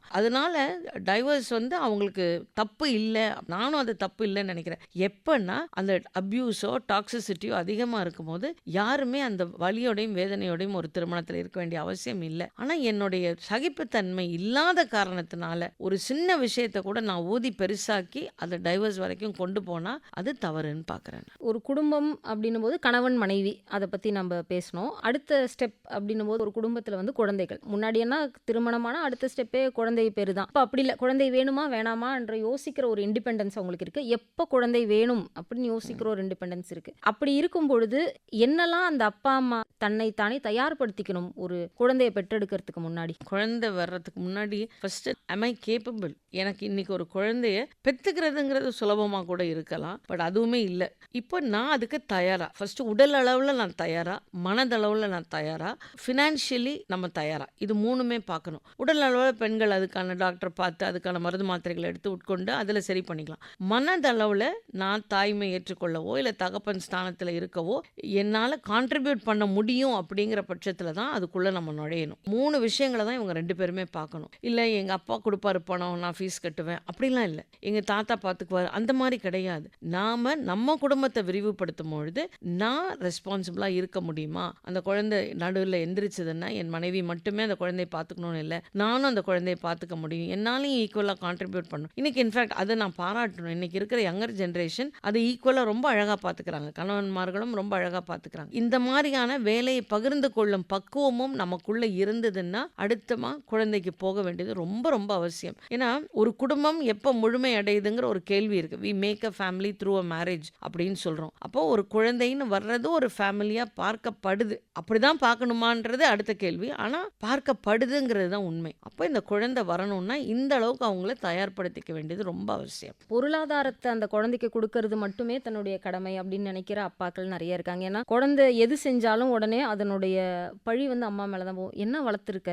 அது முக்கியமா பெண் பிள்ளைகள், அவங்க தப்பு செய்யலனா கூட வெளியில இருந்து அவங்களுக்கு சமூகத்துல இருந்து ஏதோ ஒண்ணு நடந்துடுச்சு அந்த பெண் குழந்தைக்குன்னா கூட அம்மா வந்து தான் கேட்பாங்க, வயசுக்கு வந்த பிள்ளை என்ன பண்றா, எங்க போறா, அதை நீ பாக்குறது இல்லையா அப்படின்னு தான் கேட்பாங்க. அந்த அம்மாவும் வேலைக்கும் போயிட்டு வருவாங்க, குடும்பத்தையும் வந்து பாத்துக்கிட்டு இருப்பாங்க. ஆனாலும் அவங்களுக்கு மார்க் குறைஞ்சிட்டாலும் வந்து அம்மாவை அம்மாவை, பிள்ளைங்க வீட்ல என்ன செய்றாங்க நீ கவனிக்கலையா, எப்ப பாரு போனை நோண்டிட்டு இருக்காங்க நீ அதை பார்க்கலையா, இப்படியே கேட்கப்படுதே ஏன்? 30% ஆண்கள். ஒரு குழந்தை பிறப்பதற்கு உதவியா இருக்கிறது என்னோட கடமை. அந்த குழந்தை கல்விக்கு ஒரு நல்ல பள்ளியில நான் சேர்க்கணும், அதுக்கான ஃபீஸ் கட்டணும், அதுக்கான ட்ரெஸ் வாங்கி தரணும், புத்தகங்கள் வாங்கி தரணும். என்னோட ரெஸ்பான்சிபிலிட்டி எண்ட்ஸ் தேர். மீதி எல்லாமே உன்னோட கடமை. நான் காசை கொண்டாந்து கொடுத்தா எப்படி நீ சமைக்கணும்னு நினைக்கிறியோ அதே மாதிரி அவங்க படிப்பை நீ பார்த்துக்கணும். நீங்க சொன்ன மாதிரி வேலைக்கு போனாலும் நீ இதெல்லாம் பார்த்துக்கணும். இப்போ நான் சொன்னேன் இல்லையா, எங்க அம்மா எப்படி எங்க பாட்டியோட நடந்துக்கிட்டாங்கிறத பார்த்து அவங்க அப்பா எப்படி தங்க கிட்ட நடந்துக்கிட்டாங்க. எங்க அப்பா எனக்கு எதுவுமே ஸ்கூல் ஃபீஸ்லாம் கட்டினதில்லை. எங்க அம்மா தான் வருவாங்க, இல்லை எங்க பெரியம்மா வருவாங்க, இல்லை எங்க அண்ணன் கட்டுவாங்க. இந்த மாதிரி ஏதோ ஒரு எண்ணம் அவங்க கிட்ட இருக்கிறனால இப்படிதான் நான் இருக்கணும், இதை மீறி நான் அப்படி போயிட்டேன்னா ஏதோ என் மனைவிக்கு நான் அடிமையாயிட்டேன் அப்படிங்கிற தவறான எண்ணம் இந்த 30% ஆஃப் த மென் மனசுல இன்னைக்கு வரைக்கும் இருந்திருக்கு, விதைக்கவும் படுது. அதனாலதான் பெண்களை நோக்கி அந்த கேள்வி கேட்கப்படுது. ஏன்னா நீ தாய்மைங்கிற சுமையே சுமந்துட்ட, இதுக்கப்புறம் இதெல்லாம் என்ன ஒரு பெரிய விஷயம். அந்த வீட்டில் ஒரு மாமியார் இருந்தாங்கன்னு வைங்களா, அவங்க என்ன சொல்லுவாங்க, என் பிள்ளை ஓடி ஆடி வேலை செஞ்சுட்டு வரான், இந்த அம்மாவும் ஓடி ஆடி தான் வேலை செஞ்சுக்கிட்டு வராங்க, ஆனா இவங்க வீட்டில் இருந்துக்கிட்டு அவன் எவ்வளவு கஷ்டப்படுறான், நீ இந்த பொண்ணை என்னன்னு கேட்க மாட்டேங்கிற, அவ பாரு ரூம்குள்ள கதவு சாத்திட்டு யாரோடய ஃபோன் பேசுறான். ஏன் அதுக்கு முன்னாடி தன் மகன் கிட்ட, தம்பி அங்க என்னன்னு போய் பாரு ராஜா, அந்த பொண்ணு யாரோடய ஃபோன் பேசிட்டு இருக்கு, சொல்லலாமே இந்த பாட்டி. இவங்க எல்லாமே நீ தான் இந்த வேலையை செய்யணும், இது உன்னோட வேலை அப்படிங்கிற மாதிரி தான் கொண்டு வராங்க. அது மாறணும். இது நம்ம குடும்பம், இதுல இட்ஸ் an ஈக்குவல் கான்ட்ரிபியூஷன். அது அந்த குழந்தை வளர்ப்புல இருந்து இருக்கணும். நிறைய ஆண்கள் நான் பார்த்திருக்கேன், ஒரு பெருமையா சொல்லுவாங்க, அவங்க என்ன படிச்சாங்க, இன்னைக்கு இந்த நிலைமைக்கு இருக்கிறதுக்கே என் மனைவி தான் மேடம் காரணம், எனக்கு எதுவுமே தெரியாது, நான் வேலை வேலைன்னு போயிருவேன். இதுல பெருமைப்படுறதுக்கு ஒண்ணுமே இல்லை. அதை மனைவியை பெருமைப்படுத்துறதா நினைச்சுக்கிட்டு சொல்லுவாங்க. அப்போ நீங்க your emotionally unavailable for the children. இன்னைக்கு ஒரு உளவியல் ரீதியா அந்த குழந்தை பாதிக்கப்பட்டு உட்கார்ந்து இருக்குன்னா அதுக்கு உங்களோட கான்ட்ரிபியூஷன் இல்லாததும் ஒரு காரணம். சில விஷயங்கள் வெளிப்படையா தெரிஞ்சாதான் நமக்குள்ள ஒரு தைரியம் வரும். நான் இருக்கேன் உனக்குன்னு சும்மா வாயளவுல சொன்னா போதுமா, இல்ல ஃபீஸ் கட்டினா போதுமா? பேரண்ட் டீச்சர் மீட்டிங்க்கு எந்த தகப்பனும் தாயும் சேர்ந்து போறாங்க, இன்னைக்கு போறாங்க. நான் திரும்பவும் சொல்றேன், அந்த 30% பத்தி தான் நான் பேசுறேன். இந்த 30%ம் இருக்கக்கூடாது. 100% நம்ம ரெண்டு பேரும் சமம், நம்ம ரெண்டு பேரும் குழந்தை வளர்ப்புலையும் சமமா இருக்கணும் அப்படிங்கிற எண்ணம் ஆண் பெண் இருப்பாளருக்கும் தேவைன்னு நினைக்கிறேன். இப்போ ஒரு சினாரியோ நம்ம மாறிக்கிட்டே இருக்கிறத பாக்குறோம் மேம். இதுல என்னன்னா, முன்னாடி எல்லாம் அப்பாங்க தான் கண்டிப்பா இருப்பாங்க. அப்பா ஒரு வார்த்தை சொல்லிட்டா நம்ம அம்மா பின்னாடி தான் ஓடி போய் ஒளிவோம். அப்பா அடிச்சிட்டாருன்னா அம்மாட்ட தான் போய் எழுவோம். இப்ப பெரும்பாலான குடும்பங்கள்ல பார்த்தா அம்மா தான் ரொம்ப ஸ்ட்ரிக்டா இருக்கிறாங்க. ஏன்னா அம்மா அந்த படிக்க வைக்கிற ரோலை எடுத்துக்கிட்டாங்கன்றதுனால அம்மா ரொம்ப ஸ்ட்ரிக்டா இருக்காங்க. அம்மா ஏதாவது திட்டா அப்பாங்க வெளியில கூட்டு போய் குழந்தை ஐஸ்கிரீம் வாங்கி கொடுத்து சமாதானம் பண்ற மாதிரி இருக்கு. இந்த சேஞ்ச் நீங்க எப்படி பாக்குறீங்க? இல்ல, எனக்கு யாரை பார்த்தும் பயப்படக்கூடாது, மரியாதை இருக்கணும். அப்பாவும் பூச்சாண்டி கிடையாது, அம்மாவும் பூச்சாண்டி கிடையாது. ஆனா இதுக்கெல்லாம் முன்னாடி எப்படின்னா, நீங்க சொன்ன மாதிரி அப்பாட்ட சொல்லிடுவேன். அந்த குழந்தை அப்பா வராருன்னா விளையாண்டுட்டு இருக்க குழந்தை பைக் சத்தம் கேட்டு கட கட கடன் புக் எடுத்து வச்சிருக்கும். அது தவறு. அப்பாவை பார்த்து எதுக்கு பயப்படணும்? அதாவது ஒரு பேரண்ட் கொஞ்சம் கண்டிப்பாகவும் இன்னொரு பேரண்ட் கொஞ்சம் அனுசரிச்சிருக்கணும். இப்போ ரிவர்சல், அம்மா நீங்க சொன்ன மாதிரி பாடம் சொல்லி கொடுக்குறாங்க, ஒரு நல்வழிப்படுத்துறாங்கும் போது அம்மா அதை கொஞ்சம், இது என்னோட கடமை, நான் இந்த குழந்தைய நல்வழிப்படுத்தியே ஆகணும், விட்டுட்டேன்னா தப்பான வழிக்கு போயிடும். பவருங்கிறத விட எக்ஸ்போஷர்னால அதை செய்யறாங்கன்னு தான் நான் பார்க்குறேன். இதுல எனக்கு ஒரு சின்ன கருத்து மாறுபாடு என்னன்னா, இந்த அம்மா அடிச்ச உடனே அந்த அப்பா கூட்டிட்டு போய் ஐஸ்கிரீம் வாங்கி தராருல, அங்கதான் பிரச்சனை ஆரம்பிக்குது. இதே ரோல் வச்சுக்குவோம். ஒரு குழந்தை படிக்க மாட்டேங்குது, அந்த அம்மா அடிக்கிறாங்க, அப்பா வராரு, ஏன் குழந்தைய சும்மா அடிக்கிற, படிக்கலன்னா பரவாயில்ல நாளைக்கு படிப்பா, நீ விடு, நீ வாப்பா சாக்லேட் வாங்கி தரேன், அப்பா உனக்கு ஐஸ்கிரீம் வாங்கி தரேன் அப்படின்னு சொல்ற ஒரு சினாரியோ மனசுல வச்சுக்கோங்க. கணவன் மனைவிக்குள்ள கருத்து வேறுபாடு பிரிஞ்சிடறாங்க. இப்போ இந்த குழந்தைய அப்பாவோட பொரிய அம்மாவோட பொரியனா யாரோட போகும்? அப்பாவோட தான் டெஃபினட்டா. ஏன்னா அப்பா படினே ஒரு நாளும் சொன்னது கிடையாது. அம்மா எப்ப பார்த்தாலும் படி, சீக்கிரம் எந்திரி, போனை பார்க்காத, டிவி பார்க்காத, குழி, இப்படி இன்ஸ்ட்ரக்ஷன் மேனுவல் மட்டுமே அம்மாவா இருக்கும் பொழுது அம்மாவை பார்த்தா அந்த குழந்தைக்கு வேப்பங்காயா இருக்கும். அப்பா ice cream, chocolate, biryani, bike ride, இவ்வளவு சந்தோஷங்கள் அப்பாவோட இருக்கு. இந்த கான்ட்ராஸ்ட் ஆஃப் பேரண்டிங் அந்த குழந்தைக்கு நல்லது கிடையாது. அம்மா தவறான காரணத்துக்காகவே அம்மா அடிச்சிருந்தாலும், எந்த பேரண்டா இருந்தாலுமே அடுத்த பேரண்ட் அந்த நேரத்துல எதுவுமே அந்த குழந்தை முன்னாடி சொல்லாம கணவர்கிட்டயோ மனைவி கிட்டயோ சரி போதுங்கிற மாதிரி ஒரு கஞ்சாடையிலையோ ஏதோ ஒரு சமைச்சை செஞ்சு நிறுத்திட்டு குழந்தைகிட்ட, அம்மா உன் நல்லதுக்கு தான் சொல்றா, அப்பா உன் நல்லதுக்கு தான் சொல்றாங்க, தப்பா எதுவும் இல்லப்பா அப்படின்னு சொல்லிட்டு அதுக்கப்புறம் கூட நீங்க உள்ள கூட்டிட்டு போய் கணவனையோ மனைவியோ, இல்லம்மா நீ இப்படி அடிச்சது தப்பு, நல்லதனமா சொல்லு, குழந்தை கேட்டுக்குவான், நீ கோவமா சொல்லாத, கோவமா சொன்னீங்கன்னா நீ எந்த விஷயத்தை செய்யன்னு சொல்றியோ அதை செய்யாம போயிடுவான் அப்படின்னு உங்களோட பார்ட்னருக்கு அட்வைஸ் பண்ணலாம். ஆனா குழந்தை முன்னாடி ஒருமித்த கருத்துல இருக்கணும். இருக்கணும். அப்போ எங்க அம்மா அப்பாக்குள்ள ஒற்றுமை இருக்கு, பேரண்டிங்ல 2 பேருமே ஒரே கருத்தை பிரதிபலிக்கிறாங்க, இவங்களுக்கு நடுவுல நான் எந்த விதத்திலையுமே பிரச்சனை ஏற்படுத்த முடியாது, I can not manipulate my parents அப்படிங்கிற எண்ணம் அந்த குழந்தை மனசுல வந்துருச்சுன்னா டிசிப்ளினா வளரும். இப்படி மாத்தி சொல்ற பேரண்ட் கிட்ட, ஓ அப்ப இவங்க அடிச்சாங்கன்னா அவங்க கிட்ட போய்க்கலாம், அவங்க அடிச்சா இவங்க கிட்ட போகலாம், இவங்கள பத்தி அவங்க கிட்ட போட்டு கொடுக்கலாம், அவங்கள பத்தி இவங்க கிட்ட தப்பு தப்பா சொல்லலாம், அப்ப நம்ம காரியம் கடைசி வரைக்கும் ஆயிரும். அப்போ ஒரு மேனிப்புலேட்டிவ் சைல்டா தான் மாறிட்டு வரும். அதனாலதான் சொல்றேன், பேரண்டிங் வந்து இட்ஸ் an art. இப்படிலாம் நீங்க உங்க குழந்தைய வளர்த்துங்கன்னு புஸ்தகங்கள்லாம் எழுதி தரல. ஆனா ஒரு விஷயம், 2 பேருமே ஒருமித்த கருத்தோட அந்த குழந்தைய வளர்த்தணும். வேற வேற கருத்துக்கள் இருந்தா குழந்தை இல்லாதப்ப தனிமையில உட்காந்து அதோட மிடில் கிரவுண்டை கண்டுபிடிச்சு நீங்க அதை இம்ப்ளிமெண்ட் பண்ணணும். எந்த வயது வரைக்கும் குழந்தைங்கள வந்து ஒரு கண்டிப்புக்குள்ள, இல்ல கண்டிப்புன்னு சொல்றதுல ஒரு அப்பா அம்மானுடைய கைடன்ஸ்ல எத்தனை வயசு வரைக்கும் வச்சிருக்கலாம்? ஏன்னா பிள்ளைங்களுக்கு வந்து ஒரு டீனேஜை தொழும்பொழுது அப்பா அம்மா வந்து அவங்கள பத்தி எதுவும் கேட்கறது பிடிக்கிறது இல்லை. ஆனா அதை நம்மளால ஏத்துக்கவும் முடியல. குழந்தைங்க அவங்களுக்குன்னு ஒரு பிரைவசி தேடுறதுன்றது. ஆனா அப்பா அம்மா வந்து அந்த பிரைவசிக்குள்ள பார்ஜின் பண்றது வந்து பிள்ளைங்களுக்கு பின்னாடி அவங்கள விட்டு எட்ட போயிடணும் அப்படின்ற ஒரு எண்ணத்தை இவங்க வந்து என்ன போலீசிங் பண்ணிக்கிட்டே இருக்கிறாங்க. அப்ப ஃப்ரீயா அப்பா அம்மா கிட்ட அவங்களால இருக்க முடியல. ஸோ எந்த வயசு வரைக்கும் குழந்தைங்களை வந்து நம்மளோட கட்டுப்பாட்டுல வச்சுக்கலாம்? கட்டுப்பாடே வைக்க முடியாது, அதுதான் உண்மை. விவரம் தெரிகிற வயசுன்னு இருக்கு இல்லையா, அது வரைக்கும் இது சரி இது தவறு அப்படிங்கிற கட்டுப்பாட்டுக்குள்ள நம்ம குழந்தை வைக்கலாம். இதை சரி தவறுன்னு சொல்லி கொடுத்ததுக்கு அப்புறம் கட்டுப்பாடு தேவை கிடையாது, ஒரு மேற்பார்வை தேவை. அந்த நேரத்துல ஒரு கைடன்ஸ் தேவை, இப்படி பண்ணுப்பா அப்படி பண்ணுப்பான். அது வந்து ப்ராபப்ளி ப்ரீ டீன்ஸ் வரைக்கும் இந்த நல்லது கெட்டதுன்னு சொல்லி தரது. டீனேஜ் வரும்போது அவங்களுக்கு நம்ம எது சொன்னாலும் பிடிக்காது. ஏன்னா உடலியல் மாற்றம், அடாலசென்ட் ஏஜ்ல ஒரு ஹார்மோனல் சேஞ்ச், ஒரு புஷ் அண்ட் புல் சொல்லுவோம். அவங்க ஃப்ரெண்ட் ஒரு பக்கம் புல் பண்ணுவாங்க, நம்ம ஒரு பக்கம் இழுத்துக்கிட்டு இருப்போம். இது ரெண்டுத்துக்குள்ளேயும் மாட்டிக்கிட்டு அந்த குழந்தைங்க பாதிக்கப்படுவாங்க. அப்போ அந்த மாதிரி இடங்கள்ல அவங்களுக்கான ஃப்ரீடம் எந்தெந்த இடங்கள்ல கொடுக்கணும் அப்படிங்கிறத கொடுத்துட்டு, எது மேஜரான பாயிண்ட்ஸ், அதாவது நட்புங்கிற இடத்துல ஒரு மேற்பார்வை இருக்கணும். யார் அவங்களோட நட்பு, எங்க போறாங்க வராங்க, அந்த குழந்தை நான் வெளியில போறேன்னா அந்த இடத்துல உங்களோட கைடன்ஸ், இந்த இடத்துக்கு போங்க, இந்த இடம் சேஃபாக இருக்கும் அப்படிங்கிற கைடன்ஸ் இருக்கலாம். இங்கே தான் போகணும் அங்கே தான் போகணும் நானும் உன்னோட வருவேன் அப்படிலாம் இருக்க முடியாது. எனக்கு என் ஃப்ரெண்டோட ப்ரைவசி வேணும்னா அந்த ப்ரைவசியை கொடுக்கணும். I don't mean to say helicopter parenting இல்லை. ஒரு மாடு தொழுவத்தில் கட்டினோம்னா அது மேற அளவுக்கு அதுக்கு இடம் கொடுக்கணுங்கிற மாதிரி அந்த குழந்தைக்கு வெளியில் போகிற அளவுக்கு அந்த ஃப்ரீடம் கொடுக்கணும். என்னைக்கா இருந்தாலும் நீ என்கிட்ட வரலாம் அப்படிங்கிற ஒரு நான் ஜட்ஜ்மெண்டல் ஸ்டாண்ட். அதாவது உன் ஃப்ரெண்ட் இப்படி பண்ணிட்டா அவளோட சேராத அப்படி இல்லாமல் ஒரு நான் ஜட்ஜ்மெண்டலாக கேட்கக்கூடிய தாய் தகப்பனா இருந்தோம்னா அதுவே ஒரு பெரிய மேற்பார்வை. ஒரு டீனேஜுக்கு அப்புறம் இது சரி இது தப்புன்னு நம்ம சொல்லி கொடுத்துட்டோம். அதுக்கப்புறம் நம்ம கிட்ட வரும்போது ஒரு தோழமையுடன் அவங்கள கைட் பண்ணலாம். நீ என்ன நினைக்கிற, உன்னோட கருத்து என்ன அப்படிங்கிறது கேட்டு ஒரு கருத்து பரிமாற்றமாக மாறலாம். ஸோ ஒரு ஸ்டேஜில் மாறணும். நம்ம வாழ்நாளெல்லாம் அவங்க கூட வாழ போகிறதே கிடையாது. அப்போது இது சரி தவறுன்னு சொல்லி கொடுத்ததுக்கப்புறம் முடிவெடுக்கும் திறனை அவங்களையே கொண்டு வர வைக்கிறது தான் ஒரு நல்ல பேரண்டிங் ஸ்டைல். அந்த தோழமையோடு நம்ம வரும்போதே அவங்களுக்கு ஒரு கான்ஃபிடென்ஸ் வரும். எங்கள் அப்பாவோ அம்மாவோ என் கருத்தை கேட்குறாங்க, அப்போ இப்படி பண்ணலாமா, அதை அவங்க ஆராய்ச்சி பண்ணுவாங்க. அவங்க மனசுக்குள்ளே நிறைய பிரெயின் ஸ்டார்மிங் பண்ணுவாங்க. இப்படி பண்ணால் என்ன ஆகும், வாட் இஸ் த கான்சிக்வன்சஸ். அதுக்கப்புறம் நம்மக்கிட்ட வந்து டிஸ்கஸ் பண்ணுவாங்க. அந்த டிஸ்கஷன் வரும்போது கரெக்ட், இந்த முடிவு எடுத்தீங்கன்னா இது சரி, இது நல்லா வருமானு பாரு, இப்படி யோசிச்சு பாரு. அவங்க யோசனையிலே நல்ல ஒரு எக்ஸ்பீரியன்ஸ் கேதர் ஆகி அதுக்கப்புறம் அவங்க எடுக்கிற முடிவு நல்ல முடிவாக இருக்கும். குழந்தை பேரு பெறுறது அப்படின்றது முன்னாடி ஒரு கடமையாக இருந்தது. இப்போ பிள்ளை பெறதே ரொம்ப எக்ஸ்பென்சிவாக ஆயிடுச்சு. அதுக்கப்புறம் பிள்ளைகளை வளர்க்குறது அப்படின்றது ரொம்ப எக்ஸ்பென்சிவாக ஆயிடுச்சு. அந்த மாதிரி ஒரு சூழ்நிலையில் நான் இவ்வளோ உனக்கு ப்ரொவைட் பண்ணுறேன், நான் வந்து உனக்கு இவ்வளோ கம்ஃபர்ட்ஸ் கொடுக்குறேன், இன்டர்ன் எனக்கு நீ இதெல்லாம் செய்யணும் அப்படின்னு குழந்தைங்கள வந்து ஒரு அசெட் மாதிரி அப்பா அம்மா வந்து ட்ரீட் பண்ணுறதை நம்ம நிறைய பார்க்குறோம். நீ மற்றவங்கள பாரு, அவங்கள விட பெட்டராக நான் உன்னை ட்ரீட் பண்ணுறேன், அதனால் எனக்கு பிடிச்சதை நீ செய்யணும் அப்படின்னு சொல்கிற மனநிலை வந்து எந்த அளவுக்கு அந்த குழந்தைங்கள வந்து அந்த அப்பா அம்மா கிட்ட இருந்து தூரமாக கொண்டு போகும். ஒரு கமாடிட்டி ஆயிடுதுல அந்த குழந்தை.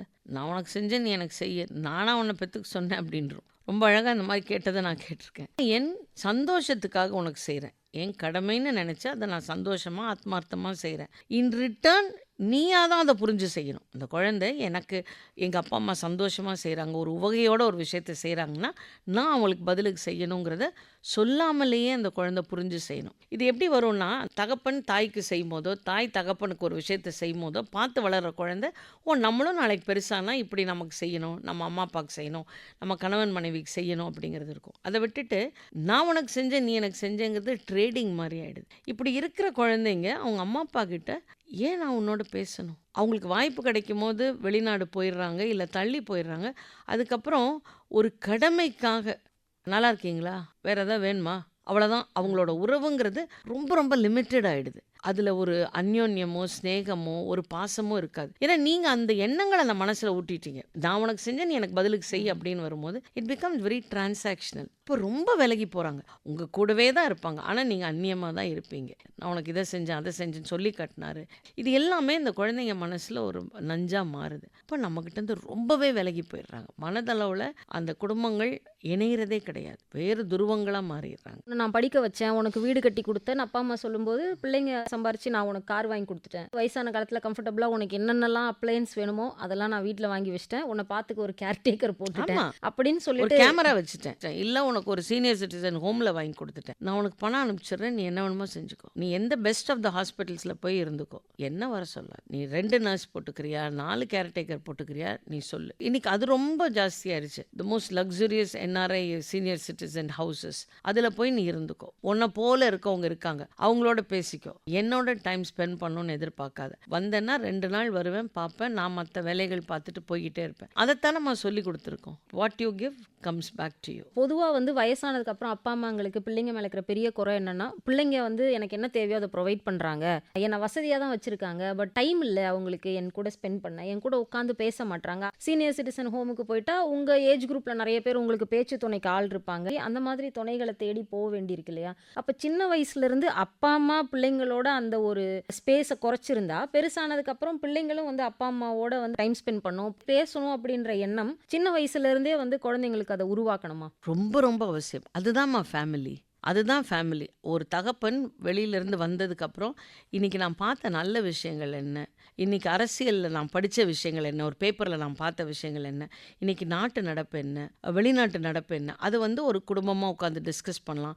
சித்தப்பா பெரியப்பா வீட்டில் இவ்வளோ நல்ல விஷயங்கள் நடக்குதுப்பா, அவங்கெல்லாம் இதை சொன்னாங்க, அவங்க இதை ஃபோன் பண்ணாங்க, இந்த மாதிரியான பாசிட்டிவான விஷயங்களை ஒரு குடும்பமாக உட்காந்து ஒரு குவாலிட்டி டைம் ஸ்பெண்ட் பண்ணி, இன்றைக்கி எல்லோரும் ஒன்றா உட்காந்து சாப்பிட்றோமா? டிவி முன்னாடி தான் சாப்பிட்றாங்க. அந்த அம்மா தோசை ஊற்றிட்டு வந்து எல்லாரும் ஒன்றா வச்சு ஒரு ஹாட் பேக்கில் போட்டு வச்சுட்டு எல்லாரும் ஒன்றா உட்காந்து சாப்பிடுங்களேன். அந்த நினைப்பு கிடையாது நமக்கு. திடீர்னு வயசானதுக்கப்புறம் பேசுங்கன்னா இது புதுசாக இருக்குல்ல.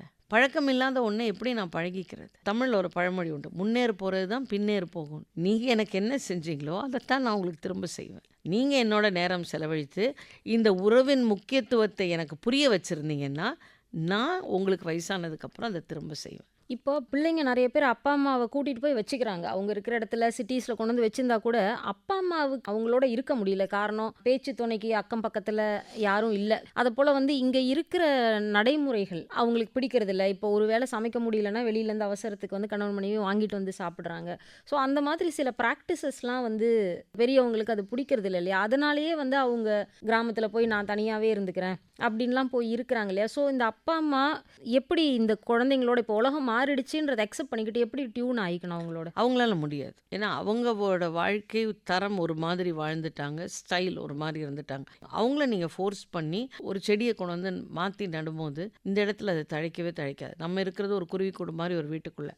பக்கத்து வீட்டில் இருக்கவங்க பேசினா பேசுவாங்க, பேசாமல் கூட இருப்பாங்க. அப்போது அந்த 4 செவத்துக்குள்ளே எதுவுமே தெரியாமல் அந்த கிராமத்துலேருந்து வந்தவங்க நம்மளோட வாழ்க்கையை மாற்றத்துக்கு அந்த வேகத்துக்கு அவங்களால ஈடு கொடுக்க முடியல. நம்மளோட அவசர யுகத்துக்குள்ளே அவங்களால வர முடியல. அப்படி இருக்கும் பட்சத்தில் அவங்க தனியாக இருக்கிறது தப்பே கிடையாது. நீங்கள் எந்த அளவுக்கு அடிக்கடி போய் அவங்கள பார்த்துக்க முடியும், அவங்களோட தேவைகளை பூர்த்தி செய்ய முடியும், முடியவே முடியலைங்கிற காலகட்டங்களில் உங்களோட வந்து இருக்கேன்னு அவங்களே சொல்லுவாங்க. திரும்பவும் சொல்கிறேன், என்னோட தான் நீ இருக்கணும் அப்படின்னு கட்டாயப்படுத்தி அவங்கள நம்மளோட வச்சு அவங்களோட சந்தோஷத்தை எல்லாம் ஒன்றா தான் இருக்கணும்னா இல்லை. அவங்களுடைய ஸ்பேஸும் அவங்களுக்கு கொடுக்கணும், அவங்களுக்கு வேண்டிய ப்ரைவசியும் அவங்களுக்கு கொடுக்கணும். ஏன்னா அவங்க ஒரு விசாலமான இடத்துல வாழ்ந்தவங்கள ஒரு கூட்டுக்குள்ளே அடைக்கிற மாதிரி இருக்கிறது அவங்களுக்கு நம்ம செய்கிற ஒரு மிகப்பெரிய கஷ்டமான ஒரு விஷயமாக தான் நான் பார்க்குறேன். எப்போவுமே சண்டை போடுற அப்பா அம்மாவாக இருக்கிறாங்க, அப்யூசிவாக ஒருத்தர் நடத்திக்கிறாங்க, சொந்தக்காரங்களை மரியாதை இல்லாமல் நடத்துறதே கூட அந்த குழந்தைங்களோட மனசில் வந்து மிகப்பெரிய, அப்போ அம்மா வந்து குறைவு போல அப்படின்ற ஒரு எண்ணம் அந்த குழந்தைக்கு வந்துட்டே இருக்கு. அப்போ நம்ம எங்கே பிலாங் பண்ணுறோம் அந்த பிரச்சனை வந்துடும். நம்ம அப்பா சொந்தக்காரங்களுக்கு வேண்டியவங்களா இல்லை அம்மா சொந்தக்காரங்களுக்கு வேண்டியவங்களா, அந்த மாதிரியான ஒரு குழப்பங்கள்லாம் குழந்தைங்களுக்கு வரும் இல்லையா? ஸோ இந்த மாதிரி அப்பா அம்மானுடைய பிரச்சனைனால பாதிக்கப்பட்ட குழந்தைங்களோட மனநிலையெல்லாம் எப்படி இருக்கும்? ரொம்ப பரிதாபத்துக்குரியது. இவங்க 2 பேரும் சண்டை போட்டுக்குவாங்க, ஒரு 4-5 நாள் கழிச்சு கூட இவங்க 2 பேரும் கூட ஒரு ஒத்துமை ஏற்படலாம். ஆனால் இந்த குழந்தை மனசுல இவங்க வார்த்தைகளை பிரயோகிச்சிருப்பாங்க பாருங்களேன், ரொம்ப ஹார்ஷ் ஸ்டேட்மெண்ட்ஸ் அந்த குழந்தை அவ்வளோ ஹாண்ட் பண்ணும். ஸ்கூல்ல போய் உட்காந்துட்டு பயப்படும், யாராவது ஏதாவது பண்ணிடுவாங்களா? நம்ம வீட்டுக்கு போகும்போது யாராவது ஒரு கேரக்டர் இல்லாம போயிடுமா? அதனால ஸ்கூலுக்கு போகாம எல்லாமே இந்த குழந்தைங்க இருந்திருக்காங்க. ஸ்கூல் ரெஃப்யூசல் அப்படின்னு ஒண்ணு இருக்கு சைக்கியாட்ரில. குழந்தைங்க ஸ்கூலுக்கே போமாட்டாங்க. ஏன் நல்லா போயிட்டு இருந்த பையன் போகவே இல்ல அப்படின்னு கூட்டிட்டு வருவாங்க. அதாவது பெத்தவங்க ஃபர்ஸ்ட்டு அவங்க சொல்ல மாட்டாங்க. முடியல அப்படிங்கிற பட்சத்தில டீச்சர்ஸ் யாராவது சொல்லுவாங்க. நீங்க வேணா கவுன்சிலிங் கூட்டு போய் பாருங்க. அப்ப நான் அந்த தாய் தகப்பன் கிட்ட கேட்பேன், உங்க 2 பேருக்குள்ள சண்டை அடிக்கடி வருமான்னு. 2 பேரும் ஒருத்தர் பார்த்து ரொம்ப யோசிப்பாங்க. முக்காவாசி நேரங்கள்ல நான் அந்த குழந்தைய வெளியில அனுப்பிச்சுட்டு தான் இந்த கேள்வி கேட்பேன். அப்ப அவங்க சொல்லுவாங்க, ஆமா இவர் ரொம்ப சண்டை போடுவான், இவர் ரொம்ப சண்டை போடுவாருன்னு. கடைசியா எப்ப இந்த குழந்தை ஸ்கூலுக்கு போகல, அதுக்கு முன்னாடி நடந்த சண்டையில என்ன சொன்னீங்க அப்படின்னா, கட்டாயம் இந்த மாரி ஒரு வன்மமான வார்த்தைகள யூஸ் பண்ணியிருப்பாங்க. ஒண்ணு நான் இந்த குழந்தைய தூக்கிட்டு ஓடி போயிடுறேன் பாரு. இல்ல உன்ன நான் என்ன பண்றேன் பாரு. இல்ல நீ வர்றதுக்குள்ள நான் என்ன பண்ணிக்கிறேன் பாரு. அப்ப இந்த குழந்தையோட ரெஸ்பான்சிபிலிட்டி என்ன ஆயிடுதுன்னா, நான் வீட்ல இருந்து இவங்கள காப்பாத்துறேன். அப்ப நான் ஸ்கூலுக்கு போயிட்டேன்னா இவங்களுக்கு ஏதாவது ஆயிடுச்சுன்னா, டெய்லி ஸ்கூல்ல போய் பதட்டமா உட்கார்ந்துருக்கிறத விட, நான் இவங்கள இருந்து காப்பாத்தலாம். அப்ப அந்த குழந்தைய நீங்க கூப்பிட்டு கேட்டும்போது அந்த குழந்தை சொல்லும், எனக்கு பயமா இருக்கு. இந்த சண்டைய யூஸ் பண்ணி தவறான வழியில போக குழந்தைங்க நெறைய இருப்பாங்க. இவங்க சண்டையே பெருசா இருக்கு. நான் ஸ்கூலுக்கு போறேன்னு பொய் சொல்லிட்டு வெளியில ஃப்ரெண்ட்ஸோட போய் தவறான பழக்கவழக்கங்கள இன்னைக்கு ரொம்ப ஈஸியா பழகிக்கிறாங்க. இதெல்லாம் இந்த தாய் தகப்பனுக்கு பார்க்க நேரம் இல்ல. ஏன்னா இவங்க சண்டை இவங்களுக்கு பெருசா இருக்கு. நான் பெருசா, நீ பெருசாங்கிற ஈகோ பெருசா இருக்கையில, இந்த குழந்தைங்க ஒண்ணு இப்படி ரொம்ப குறுகி போய் பயத்திலே இருக்கிறாங்க.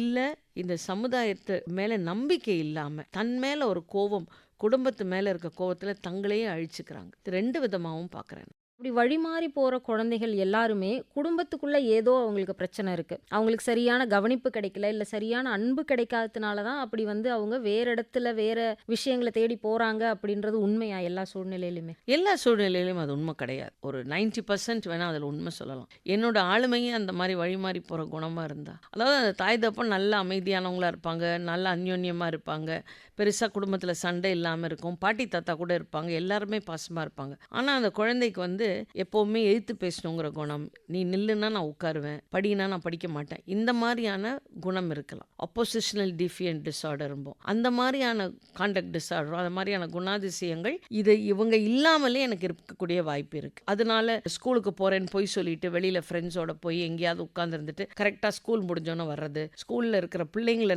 புல்லி பண்றது, என்ன யாரோ பண்ணியிருப்பாங்க பதிலுக்கு நான் அந்த குழந்தைய போய் புல்லி பண்றது, பொம்பளை பிள்ளைங்க ஜடையை பிடிச்சி இழுக்கிறது, இல்லை டீச்சர்ஸை எதிர்த்து பேசுறது, போதைப் பொருளுக்கு அடிமையாகிறது, இது எல்லாமே நடக்கும். இது வந்து இந்த குடும்பத்தில் சண்டை இருந்தால் தான் நடக்குதான்னு கேட்டால் கிடையாது. இதுக்கு என்னுடைய குணாதிசயமும் ஒரு காரணமாக இருக்குது. ஏன்னா குழந்தைன்னு வரும்போது அது ஆளுமைன்னு சொல்ல முடியாது. என்னுடைய டெம்பரமெண்ட், என்னோட குணாதிசயங்கள், என்னோட ட்ரெய்ட்ஸ் அதெல்லாமும் ஒரு மிகப்பெரிய காரணம். ஆனால் அதை சீர்திருத்துறதுக்கோ நல்வழிப்படுத்துறதுக்கோ ஒரு நல்ல குடும்பம் இருந்தால் ஈஸியாக இருக்கும். இவங்களே சண்டை போட்டுட்டு இருந்தாங்கன்னா இதை பார்க்கவே அவங்களுக்கு நேரம் இருக்காது. வரும்போது அது ரொம்ப மிகையானதாக மாறி இருக்கும். அந்த குழந்தைங்க அப்பா அம்மாவுடைய பிரச்சனையை அட்வான்டேஜாக எடுத்துக்குவாங்க. முன்னாடியெல்லாம் ஒரு குடும்பத்தில் வந்து 5 பிள்ளைங்க 6 பிள்ளைங்க ரொம்ப சாதாரணமாக இருப்பாங்க. என்னுடைய தலைமுறையில் நான் பார்த்ததே வந்து எல்லா வீட்லேயும் கண்டிப்பாக 2 பிள்ளைங்க இருப்பாங்க. இப்போ வந்து பெரும்பாலும் எல்லா குடும்பங்களையும் ஒரு குழந்தைங்க தான் இருக்கிறாங்க. ஸோ இந்த ஒரே குழந்தைங்களா இருக்கிற அந்த வீட்டில் அந்த குழந்தைங்களுக்கு வந்து ஷேர் பண்ணுறதுக்கோ இல்லைன்னா வந்து விட்டு கொடுக்கறதுனா என்ன, அந்த மாதிரி சிப்ளிங்ஸ் கூட இல்லாமல் வளர்கிற குழந்தைகளோட மனநிலையெல்லாம் எப்படி இருக்கு மேம்? எல்லாமே எனக்கு தான். ஏன்னா அப்படி தான் கொடுத்து பழகிறோம். ஒரு சாக்லேட் வாங்கிட்டு வராங்க அப்பா, அந்த குழந்தை மட்டும்தான் உட்காந்து சாப்பிடுது. இப்படி யோசிச்சு பாருங்க, அவங்க திருமணம் பண்ணிக்கிற ஆளும் சிங்கிள் சைல்டுன்னு வச்சுக்கோங்க, எல்லாமே என்னது தான். There is no sharing. அப்போது இந்த சிங்கிள் சைல்டுக்கான காரணங்கள் நீங்கள் சொன்ன மாதிரி, ஒன்று தாய்மை அடைகிறதுல டிலே ஆகலாம், அதுக்கான ட்ரீட்மெண்ட் ப்ரொசீஜர்ஸ் இருக்கலாம், ரொம்ப எக்ஸ்பென்சிவாக இருக்கலாம், இல்லை ஒரு குழந்தைய இன்னைக்கு ஒரு கிண்டர் கார்டனில் படிக்க வைக்கணும்னா செலவாகலாம். இது எல்லாம் போகும்போது இன்னொரு குழந்தைலாம் என்னால் முடியாது. ஆனால் இந்த குழந்தைங்க இதே மாதிரி ஒரு மனப்பக்குவமில் எதுவாக இருந்தாலும் எனக்கு தான், எங்கள் அம்மா கொண்டு வந்தாலும் எனக்கு தான், அப்பா கொண்டு வந்தாலும் எனக்கு தான், இதே எண்ணத்தில் இருக்கிற ஒரு ஆணையோ பெண்ணையோ திருமணம் பண்ணிக்கிட்டாங்கன்னா இவங்களுக்கு ஷேரிங் எங்கேருந்து வரும்? சில குடும்பங்களில் நீங்கள் பார்த்தீங்கன்னா, நான் சொல்கிறது ஒரு 80s, ஒரு குழந்தை தான் அந்த தாய்க்கு பிறந்திருக்கும். ஆனால் இந்த சித்தப்பா பசங்க பெரியப்பா பசங்களோட இருக்கும்போது இந்த சிங்கிள் சைல்டு சிண்ட்ரோமே இருக்காது. மாமா பையனாக இருக்கலாம், இல்லை சித்தப்பா பையனாக இருக்கலாம், இல்லை பெரியம்மா பையனாக இருக்கலாம், எல்லாரும் எங்கள் அண்ணன் எங்கள் தங்கச்சி அந்த மாதிரி தான் ஒன்றா ஸ்கூலுக்கு போவாங்க, ஒன்றா வருவாங்க. இந்த ஒரு குழந்தை அப்படிங்கிறது இருக்காது. எது வந்தாலும் எல்லாருமே ஒன்றா உட்காந்து சாப்பிடுவாங்க. ஒரு சாக்லேட் வாங்கினாலும் எல்லா குழந்தைங்களுக்கும் கூப்பிட்டு கொடுப்பாங்க. இந்த ஒரு குழந்தைக்கு மட்டுமே அந்த ஒரு ஃபுல் சாக்லேட் சாப்பிடும்போது ஷேர் பண்ணி தான் சாப்பிடணும் இருக்கணும், என்னுடைய பொருட்கள் இன்னொருத்தரும் உபயோகிக்கலாம், நானும் இன்னொருத்தர் பொருளை உபயோகிக்கலாம் அப்படிங்கிற எண்ணம் வர்றதே கிடையாது. இதை பெற்றோர்களும் நம்ம பெருசாக சொல்லி கொடுக்கறது கிடையாது. இன்ஃபேக்ட் நம்ம நிறைய செல்லம் கொடுத்துறோம். அது ஒரே குழந்தை, இன்னைக்கு எனக்கு டைம் கொடுக்க முடியலங்கிறதுனால I start replacing time with monetary benefits. நான் நேரம் செலவழிக்க முடியல, ஆனால் நீ கேட்ட சாக்லேட் வாங்கி கொடுத்துறேன், நீ கேட்குற பொம்மை வாங்கி கொடுக்குறேன், நீ கேட்குற சைக்கிள் வாங்கி தரேன், நீ கேட்குற வீடியோ கேம் வாங்கி தரேன். அப்போது அம்மா ஆர் அப்பா becomes the video game, we replace ourselves. அப்போ அந்த குழந்தைக்கு உறவின் வேல்யூ எப்படி தெரியும்? ஸ்கூலுக்கு போகும்போது கூட பக்கத்தில் இருக்க குழந்தை உன் பென்சிலை கொடுனா கொடுக்காது, ஏன்னா அவங்களுக்கு ஷேரிங்கே தெரியாது. இதை வளர்த்துற தாய் தப்பன்னு ஒரு சாக்லேட்டே வாங்கி கொடுத்தா கூட எனக்கு ஒன்று கூட அம்மாவுக்கு ஒன்று கொடுன்னு சொல்லி நீங்கள் சாப்பிடுங்க சாப்பிடாதீங்க அது அடுத்தது, ஆனால் வாங்குங்க.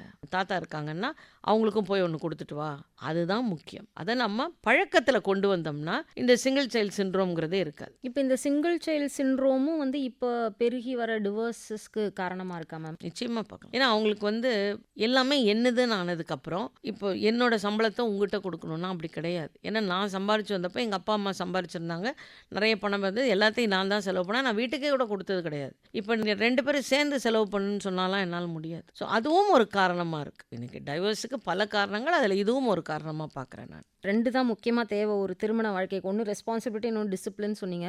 இப்படி இந்த சிங்கிள் சைல்டாக இருக்கும்போது அவங்களுக்கு டிசிப்ளினுமே கூட இருக்காது இல்லையா? இதுதான் உன்னுடைய பங்குன்னும் பொழுது டிசிப்ளினாக என் அண்ணனுடைய பங்கையோ என் தங்கச்சியுடைய பங்கையோ நான் தொடக்கூடாதுன்றதோ, இதுதான் என் ஸ்பேஸ், இவ்வளோ டைம் தான் நான் டிவி முன்னாடி ஸ்பெண்ட் பண்ணணும், என்னுடைய அண்ணனோ தங்கையோ வெயிட் பண்ணுறாங்க, அந்த ஒரு டிசிப்ளினுமே இல்லாமல் போகும்போது இன்னொருத்தரோட நான் சேர்ந்து ஒரு வீட்டுக்குள்ளே வாழ போகும்போது அங்கேயும் எனக்கு அந்த டிசிப்ளின் கட்டாயம் இல்லாமல் தானே போயிடுது. நிச்சயமாக டிவியில் அவளும் பார்க்கணும் அவனும் பார்க்கணும், ஸோ நீ பார்த்து முடிச்சிட்டல்ல இன்னைக்கு அவன் பார்ப்பான், அந்த மாதிரி ஒரு டேர்ன்ஸ் போட்டும் இருந்து. இன்னைக்கு அப்படிலாம் கிடையாது. ரூமுக்கு ஒரு டிவி இருக்குது, என் ரூமில் ஒரு டிவி இருக்குது, நான் என் இஷ்டத்துக்கு பார்க்கலாம். நீங்கள் சொன்ன மாதிரி எந்த இடத்துலையுமே ஷேரிங் இல்லைங்கும் போது அது திருமணத்தில் ஒரு பெரிய பாதிப்பு ஏற்படுத்துது. இப்போ குழந்தைங்களுக்கு வந்து கஷ்டத்தை சொல்லி வளர்க்கணும் அப்படின்னு சொல்கிறாங்கல்ல, அது ஒரு கட்டத்தில் குழந்தைங்களுக்கு வந்து ரொம்ப எரிச்சல் ஆகிடும் இல்லையா? கரண்ட் இல்லாமல் படித்தோம், காசு இல்லாமல் படித்தோம், அந்த மாதிரி அப்பா அம்மா சொல்லிக்கிட்டே இருக்கும் பொழுதும் அதை வந்து குழந்தைங்க வந்து ரொம்ப இரிட்டேட்டிங்காகவும் எடுத்துப்பாங்க. ஆனால் அதே சமயம் நம்ம சூழ்நிலை என்ன, உனக்கு எவ்வளோ கம்ஃபர்ட்ஸ் இன்னைக்கு கிடைச்சிருக்கு அப்படின்றத சொல்லி வளர்க்குறதும் தேவையில்லையா? அதனுடைய லிமிட் என்ன? எவ்வளோ தரம் பிள்ளைங்களுக்கு ரியாலிட்டியை சொல்லி வளர்க்கணும்? ஸ்வீட் இருக்குங்கிறதுக்காக 3 வேளையும் உங்களுக்கு சக்கரை பொங்கல் கொடுத்தா சாப்பிட முடியுமா? கண்டிப்பாக முடியாது. பாவக்காய் நல்லது உடம்புக்கு, 3 வேளையும் பாவக்காய் கொடுத்தா சாப்பிட முடியும்? சுத்தமாக முடியாது. மாடரேஷன். அதாவது நான் ரொம்ப விக்டமைஸ் பண்ணிக்க கூடாது, என்ன அதுதான் நான் சொல்ல வரேன். ஐயோ அந்த காலத்தில் நான் ரொம்ப கஷ்டப்பட்டேன், இன்னைக்கு நீலாம் எப்படி இருக்க பாரு. அப்போ அது என்ன ஆகும்னா, நீ உன்னை விக்டமைஸ் பண்ணிக்கிறது மட்டும் இல்லை, என்னை பார்த்து பொறாமப்படுறியோ அப்படிங்கிற எண்ணத்தை அந்த குழந்தைக்கு கொடுத்து வெறுப்பை கொண்டு போடுது. அதை விட அதை ப்ராக்டிக்கலாக இதெல்லாம் நாங்கள் அப்படி இருந்தோம், இன்னைக்கு முன்னேற்றங்களில் இவ்வளோ நல்ல விஷயங்கள் இருக்குது, ஐ எம் ஹாப்பி, உனக்கு என்னால் இதெல்லாம் ப்ரொவைட் பண்ண முடியுதுங்கிறத நான் ரொம்ப சந்தோஷமாக நினைக்கிறேன். அப்படிங்கும் போது அந்த குழந்தை என்ன நினைக்கும்னா, எங்கள் அம்மா அப்பா கஷ்டப்பட்டாலும் எனக்கு கொடுக்கறத பார்த்து அவங்க சந்தோஷப்படுறாங்க, அப்போ உங்களை உயர்ந்து தான் அந்த குழந்தை பார்க்கும். ஸோ உங்களை விக்டமைஸ் பண்ணிக்கிட்டு அந்த குழந்தைகிட்ட நீங்கள் ஏதோ பொறாமப்படுற மாதிரி பேசுறது தயவு செய்து நிறுத்தணும். சந்தோஷமாக அதை செய்கிறதா நீங்கள் அந்த குழந்தைக்கு செய்யணும். கஷ்டத்தை சொல்லி வளர்த்தணுமான்னா இந்த மாதிரியான கஷ்டத்தை சொல்லி வளர்த்தக்கூடாது. பட் எனக்கு இப்போவே ஒரு ஃபோன் வேணும், அந்த ஃபோன் 75,000 அந்த குழந்தை கேட்டால், தம்பி அப்பாவோட சம்பளம் இவ்வளோ, அம்மாவோட சம்பளம் இவ்வளோ இஎம்ஐக்கு போகுது, இவ்வளோ குடும்ப செலவாகுது, இதில் 75,000 ஃபோனுக்கு நம்ம எப்படி முடியும்? இந்த வயசுக்கு உனக்கு அது அவசியமா? அந்த மாதிரி இடங்கள்ல கஷ்டத்தை சொல்லி தான் வளர்த்தணும். இஎம்ஐ கட்டணும், தாத்தா பாட்டிக்கு மருந்து வாங்கணும், அப்பாவுக்கு இவ்வளோ செலவுகள் இருக்குது, அது குழந்தைங்களுக்கு தெரியணும். ஒரு வயசு வந்தோடனே பட்ஜெட்டிங்க குழந்தைங்ககிட்டே கொடுக்கலாம். இதை எப்படி பண்ணலாம் நீ சொல்லு, நீ காசு கேளு நான் கொடுக்குறேன், நீ கடைக்காரனுக்கு கொடு. So involve the child. இப்போ அந்த குழந்தைக்கு எங்கள் அப்பா அம்மா இவ்வளோ சம்பாதிக்கிறாங்க, இவ்வளோ செலவு பண்ணுறாங்க, இவ்வளோ தான் இருக்குது அவங்க கையில் காசு, வேறு என்ன பண்ணுவாங்க அப்படின்னு ஓரளவுக்கு கஷ்டத்தை புரிய வச்சு வளர்த்தணும். சொல்லி வளர்த்துறதை விட புரிய வச்சு வளர்த்தணும். பொதுவாகவே ஒரு குடும்பத்தில் மிடில் சைல்டாக இருக்கிறவங்களுக்கு எப்போ ஐடென்டிட்டி கிரைசிஸ் இருக்குன்னு சொல்கிறாங்களே, அது உண்மையா? எப்படின்னா, முதல் குழந்தை அந்த குடும்பத்துக்கு ரொம்ப ஸ்பெஷல். ஒரு குடும்பம் முழுமை அடையுது, தாய்மை கிடைச்சிருச்சு, அப்பாவுக்கு ஒரு சந்தோஷம். இந்த கடைக்குட்டி எல்லாருக்கும் ஒரு வேண்டப்பட்ட குழந்தையா இருக்கும். முதலும் 2வதும் பெண்ணா இருந்தா என்னடா இது பொண்ணா போயிருச்சே, 3வது பையனா வந்துருச்சுன்னா இது கட்டாயம் திரும்பி பார்க்க மாட்டாங்க. ஆட்லர் சொல்லியிருப்பார் ரொம்ப அழகா, இந்த middle child is a sandwich சைல்டுன்னு. 2 குழந்தைங்களுக்கு நடுவில் மாட்டிக்கொள்ளப்பட்ட 2 பிரெட்டு தெரியும், நடுவில் என்ன இருக்குன்னு தெரியாது. ஆனால் அந்த குழந்தை எப்படின்னா, இந்த பேட்மிண்டன் மேட்ச் பார்த்தீங்கன்னு வைங்களேன், வேகமாக விறுவிறுப்பாக ஒரு சர்வீஸ் போகுது, இப்படி பார்ப்பீங்க அப்படி பார்ப்பீங்க இப்படி பார்ப்பீங்க, அந்த குழந்தை அம்மாக்கு என்ன பிடிக்குமா அப்பாக்கு என்ன பிடிக்குமா அம்மாக்கு என்ன பிடிக்கும் அப்படின்னு அன்னோட்டிஸ் சைல்டாகவே போயிடும். அவங்களுக்கு நிறைய ப்ராப்ளம்ஸ் வரும். சைக்கலாஜிக்கலாக நான் ப்ராப்ளம்னு சொல்கிறேன், டிப்ரெஷன், ஆங்ஸைட்டி அப்படி மட்டும் இல்லை, அட்ஜஸ்ட்மெண்ட்டுக்கு ரொம்ப கஷ்டப்படுவாங்க, போராடுவாங்க ரெக்கக்னிஷனுக்காக. என் குடும்பத்தில் தான் கிடைக்கல, நான் போகிற இடத்துல கிடைக்குமா, வேலை செய்கிற இடத்துல கிடைக்குமா, எங்குமே கிடைக்கலையே அப்படிங்கும் போது ஒரு கோபம், ஒரு ஆத்திரம். அவளுக்கு கிடைக்குது, இவனுக்கு கிடைக்குது, எனக்கு கிடைக்கல. இந்த மிடில் சைல்டு பாவம் உண்மையிலே சாண்ட்விச் சில்ட்ரன் தான். என்னைக்கா இருந்தாலும் அந்த மிடில் சைல்டு இந்த ரெண்டுத்துக்கு நடுவில் நசுக்கப்பட்ட ஒரு குழந்தையா தான் இருக்கும். இப்போ ஒரு விஷயத்த நிறைய பார்க்க முடியுது. என்னன்னா, பெரிய செலிபிரிட்டிஸ் எல்லாம் வந்து ஆண்களை கேட்குறாங்க, இந்த டயப்பர் சேஞ்ச் பண்ற எக்ஸ்பீரியன்ஸ் எப்படி இருந்தது, அதெல்லாம் நீங்க செஞ்சு பழகிக்கிட்டீங்களா, இந்த மிட் நைட்ல எழுந்து குழந்தைக்கு வந்து பால் ரெடி பண்ணி கொடுக்குற அந்த அனுபவம்லாம் நீங்க எப்படி கடந்து வந்தீங்க? இது வந்து ஒரு பெரிய சாதனை போல ஆண்களை பார்த்து இப்பெல்லாம் கேட்கப்படுது. ஆனா இத்தனை வருடங்களா பெண்களை பார்த்து யாருமே அதெல்லாம் கேட்டதே இல்லை. நீ எப்படி டயப்பர் சேஞ்ச் பண்ண கத்துக்கிட்ட அப்படின்றதெல்லாம். அந்த குழந்தைக்கான பொருளாதாரம் என்னவோ அதை நான் கொடுக்குறேன், அதுதான் ஒரு அப்பாவுடைய கடமை அப்படின்னு நினைக்கிற மனநிலை இன்னும் இருக்குதானே? இருக்கு. ஆண்கள் கான்ட்ரிபியூட் பண்ணுறாங்கங்கிறது டெஃபினட்டாக அட்லீஸ்ட் ஒரு 70% ஆண்கள் பண்ணுறாங்க, இல்லைன்னு சொல்ல மாட்டேன். ஆனால் இன்றைக்கும் நம்மளோட பார்வை மாறலை, இந்த கேள்வி கேட்பவர்களோட மனப்பக்குவம் மாறலைன்னு தான் நான் பார்க்குறேன். ஒரு செலிபிரிட்டியாக இருக்கட்டும், யாராக இருக்கட்டும், உங்கள் குழந்தைக்கு நீங்கள் மாற்றுறீங்க, இதில் என்ன ஒரு பெரிய விஷயம் இருக்க போது, உங்கள் மனைவிக்கு நீங்கள் உதவி செய்கிறீங்க. ஆனால் இதை ஒரு கேள்வியாக கேட்குறவங்களோட மனநிலையில் பெரிய மாற்றம் ஏற்படணும். இதில் என்ன இருக்குது, இது ஒரு சாதாரண விஷயம் தானே. உங்கள் குழந்தைக்கு நீ செய்கிற, பக்கத்து வீட்டு குழந்தைக்கு செஞ்சினா கூட அதை சந்தோஷமாக பார்க்கலாம். பட் நம்மளோட மனப்பான்மை மாறணும். மீடியாவில் கேட்குறவங்களோட கேள்விகள் இன்னும் கொஞ்சம் அறிவுத்தனமாக முன்னேறுச்சுன்னா அப்போ அவங்க அந்த தகப்பன்மார்களை பார்த்து நீங்கள் உங்கள் குழந்தைகளோட நல்வாழ்வுக்கு என்ன பிளான் பண்ணியிருக்கீங்க அப்படிங்கிற கேள்வியை கேட்கணும். இந்த டயப்பர் மாற்றுறதை விட என்ன வேல்யூஸ் உங்கள் குழந்தைங்களுக்கு சொல்லிக் கொடுக்க போகிறீங்க அப்படியான கேள்விகள் கேட்கும்போது நம்மளோட சிந்தனை விரிவடையுது. அந்த கேள்விக்கு பதில் சொல்ல தெரியலனாலும் அந்த தகப்பனோட சிந்தனையும் விரிவடையுது. இப்போ இது 2 பேரோட ரெஸ்பான்சிபிலிட்டியாக தான் நான் பார்க்குறேன். இந்த படிக்க வைக்கிறது அதெல்லாம் அம்மா செஞ்சா கூட ஒரு குழந்தையினுடைய கெரியர் என்ன, ஹையர் ஸ்டடீஸ் என்ன டிசைட் பண்ணும்போது பொதுவாக வந்து அம்மா அங்கே வந்து பின்னாடி தான் இருப்பாங்க. அந்த ரிஸ்கியான முடிவை அப்பா எடுத்துரட்டும், நாளைக்கு பின்னாடி பிரச்சனைனா அவரு சமாளிச்சுக்கட்டும், அவங்க நல்ல கெரியர் ஓரியன்டாக இருப்பாங்க. ஆனால் இன்னமும் பெண்கள் ஏன் தயங்குறாங்க பிள்ளைங்களுடைய எதிர்காலத்தை முடிவு பண்ணுறதுக்கு? இன்னைக்கு நான் பார்த்த வரைக்கும் இது தாய் தப்பன் 2 பேரும் சேர்ந்து எடுக்கிற முடிவு தான். அவங்க டாக்டர்ஸாக இருப்பாங்க, என் குழந்தை டாக்டர் ஆகணும். அந்த குழந்தைக்கு என்ன விருப்பங்கிறதெல்லாம் இல்லை எனக்கு டாக்டர் ஆகணுங்கிற விருப்பம் இருந்தது, நான் ஆகலை, அதனால என் குழந்தை ஆகணும். இல்லை நான் அட்வொகேட் ஆகணும்னு நினச்சேன், ஆக முடியல. என்னவா வேணா இருக்கலாம், என்னோட விருப்பத்தை இந்த குழந்தையில கொண்டு வரணுங்கிறதான் தாய் தகப்பன் 2 பேருமே போராடுறாங்க. அதில் என்ன ஆயிடுதுன்னா த பவர்ஃபுல் பர்சன் வின்ஸ் மாதிரி யாரோட கருத்தோட வேல்யூ அந்த இடத்துல பாயிண்ட்ஸாக நிறைய வருதோ. இங்கே பாருங்க, நீங்கள் ஒரு மருத்துவர் ஆனால் கடைசி வரைக்கும் பணம் சம்பாதிக்கலாம், யாரையும் சார்ந்து இருக்க வேண்டாம், இப்படியெல்லாம் அந்த பெண் கருத்து சொன்னா நான் வந்து ஆமா இல்லை அவ சொல்றதுல நியாயம் இருக்கு அப்படி இல்லை என்னால் அவ்வளோலாம் பணம் செலவு பண்ண முடியாது, அதனால இதுதான் வேணும். யார் நிறைய பாயிண்ட்ஸ் வைக்கிறாங்க, யாரோட பாயிண்ட்ஸ் ஆர் வெரி வேலிட் அப்படிங்கிற இடத்துல அதை ஏற்றுக்கொள்ளப்படுது. இது ஒரு சாரார் வந்து கான்ஃபிடன்ஸ் இல்லாமல், என்ன நான் படித்து நான் ஒன்றும் குப்பை கொட்டி ஒன்றும் இல்லை, நான் ஏதோ போகிறேன் வேலைக்கு வரேன், அதெல்லாம் என்ன கேட்காதீங்க, எதுவாக இருந்தாலும் உங்கள் அப்பாவே எடுத்துக்கிட்டோம், அப்புறம் நாளைக்கு நீங்கள் 2 பேரும் சேர்ந்து என்ன கேள்வி கேட்பீங்க, இது எதுக்கு? அது ஒரு அவாய்டன்ட் பர்சனாலிட்டி. எனக்கு பிரச்சனை வேண்டாம், எதுவாக இருந்தாலும் நீங்களே சேர்ந்துக்கோங்க, நீங்களே பார்த்துக்கோங்க, நீங்கள் சொன்ன மாதிரி கோர்ஸ் முடிவு பண்ணுறது, காலேஜ் முடிவு பண்ணுறது எல்லாம் அப்பாவும் நீங்களுமே பார்த்துக்கோங்கப்பா, என்ன எதுவும் கேட்காதீங்க, என்கிட்ட பணம் கேட்டிங்களா, இது முடியாது, இவ்வளோ பணம் நம்மகிட்ட இருக்கு இல்லை, அந்த மாதிரியான ஒப்பீனியன் கொடுக்குறேனே தவிர, ஏன்னா இது வரைக்கும் என்ன நான் நம்பினதில்லை, என்ன நான் நம்பாதனால கருத்து சொன்னதில்லை, நான் சொன்னாலும் ஏற்றுக்கொள்ளப்படாதப்போ இது ஒரு major decision for another person. என் குழந்தையோட வாழ்க்கை சம்மந்தப்பட்ட விஷயம், அதில் நான் ஏதாவது தப்பாக எடுத்துட்டேன், ஏன்னா என்ன நான் நம்பாமல் போக ஆரம்பிச்சிட்டேன்ல, அப்போ என் முடிவுகளை நான் நம்ப மாட்டேன், திரும்பவும் நம்ம தான் காரணம்னு நினைக்கிறேன். இன்னமும் குழந்தையுடைய வளர்ப்புக்காக, குழந்தைகளுடைய படிப்புக்காக லீவ் போடுறவங்க யாரு, கெரியரை சாக்ரிஃபைஸ் பண்ணுறவங்க யாரு அப்படின்னு பார்த்தா அது பெண்களாக தான் இருக்கிறாங்க. ஒரு 2 வருஷம் பிரேக் எடுத்துருவாங்க குழந்தைய பார்க்கணும், அப்போ அவங்க கெரியரில் வந்து ரொம்ப பின்தங்கி போயிடுவாங்க. இல்லை நிறைய அம்மாங்களை பார்த்துருக்கேன் நான், நல்லா படிச்சிருப்பாங்க, நல்ல பொசிஷனில் இருப்பாங்க, குழந்தை ஒரு 10th ஸ்டாண்டர்டு கிட்ட வருது, ஒரு 12th தாண்ட போகுது அப்படின்னும் போது இனிமேல் குழந்தையோட படிப்பில் தான் நம்ம கான்சென்ட்ரேட் பண்ணணும்னு கம்ப்ளீட்டாக கெரியரையே விட்டு கொடுத்துட்டு வீட்டில இருந்து குழந்தைங்கள பார்க்குற அம்மா கொஞ்சம் கூட அதில் வந்து எந்த வருத்தமுமே இல்லாமல் அது ரொம்ப மகிழ்ச்சியாக பெருமையாக ஏற்றுக்கிட்டு செய்கிற அம்மாங்களை பார்க்குறோம். ஆனால் கெரியரை வந்து குடும்பத்துக்காக விட்டு கொடுக்குற அப்பாக்களை நம்ம பார்த்ததே இல்லையே. பார்க்குறோம், ரொம்ப மினிமல் இருக்காங்க. இப்போ எப்படின்னா அந்த ஹவுஸ் ஹஸ்பண்ட் அப்படிங்கிற வார்த்தை கொஞ்சம் ப்ரிவேலண்ட்டாக இருக்குது. இது எப்படி ஆயிடுச்சுன்னா 30% தான் இப்போ அப்படி இருக்கிறாங்க, 70% நீங்கள் சொன்ன மாதிரி பெண்கள் தான் லீவ் போட்டு இருக்காங்க. இதில் பெண்களுமே என்னென்னா, எனக்கு தெரிஞ்ச சில பெண்கள் சொல்லுவாங்க, கணவரை நீங்கள் வீட்டுக்கு சீக்கிரம் வந்துடாதீங்க, ஆஃபீஸ் முடிஞ்சால் கூட நீங்கள் எங்கேயாவது போய் உட்கார்ந்து இருந்துட்டு அப்புறம் வாங்க, குழந்தைக்கு எக்ஸாம், ஏன் வந்து அப்பா ஒன்று படிக்காமல் டிவி பார்ப்பாரு, பார்ப்பாரு, அந்த குழந்தைங்களுக்கு டிஸ்ட்ராக்ஷன் இருக்கும். இல்ல அவர் ஏதாவது சத்தமா ஃபோன் பேசுவாரு, டிஸ்ட்ராக்ஷன் இருக்கும். சொல்லிக் கொடுக்குறேங்கிற பேர்ல அடிச்சிருவார். ஸோ இந்த அம்மா என்ன சொல்றாங்க, இவரை சேர்த்துக்கிட்டோம்னா பிரச்சனை ஜாஸ்தி, அதனால இவரை தள்ளியே வச்சிருவோம், நம்மளே ஹேண்டில் பண்ணிடுவோம் அப்படின்னு பெண்களும் அதை தங்களால முடியும் அப்படிங்கிற ஒரு எண்ணம் இருக்கு. அது உண்மையா கூட இருக்கலாம், பட் அவசியம் இல்லைன்னு சொல்ல வரேன். இதை நீ சொல்லிக் கொடு, இதை நான் சொல்லிக் கொடுக்குறேன், இதை நம்ம 2 பேரும் சேர்ந்து சொல்லிக் கொடுக்கலாம். இந்த மாதிரியான விஷயங்களை 2 பேரும் செய்யணும். எப்படி நான் 30% லெஸ் ரெஸ்பான்சிபிள்னு சொல்றேனோ, இப்போ இந்த விதத்தில் சொல்றேன். ஒரு 30% ஆஃப் த மென் அவங்களோட வேலையை விட்டுட்டு குழந்தைகளுக்காக கட்டாயம் இந்த எக்ஸாம் டைம்ல வீட்டில் இருக்கிறாங்க. எனக்கு தெரிந்த ஒரு தகப்பன், அந்த அம்மா ரொம்ப சக்ஸஸ்ஃபுல்லாக இருக்காங்க வேலையில். அவங்க ஒரு இன்ஸ்டியூட் வச்சு நடத்துகிறாங்க. அவர் வேற ஊர்லேருந்து வந்து சென்னையில இருந்து அந்த பெண்ணுக்காக படிக்க வச்சுட்டு இருக்காரு. அவரோட வேலையில் லீவ் போட்டுட்டு 2 வருஷம் லீவ் போட்டிருக்காரு. விட்டு கொடுத்துட்டு இருக்கிற ஆண்கள் இப்போ குறைவாக இருந்தாலும் வராங்க. வேலைக்கே போகாமல், நீ நல்ல வேலையில் இருக்கிற, இல்லை நீ ரொம்ப கெரியர் ஓரியன்டாக இருக்க, நீ அம்பிஷியஸாக இருக்க, நீ போ. இன்னைக்கு வீட்டில இருந்து சம்பாதிக்கக்கூடிய நிறைய வேலைகள் இருக்கு, நான் அதை கொஞ்சமாக பார்த்துக்கிறேன், குழந்தைகளை நான் பார்த்துக்கிறேன், நீ போ அப்படின்னு பெண்களுக்கு தைரியம் சொல்லி இருக்கிற ஆண்களும் இருக்காங்க.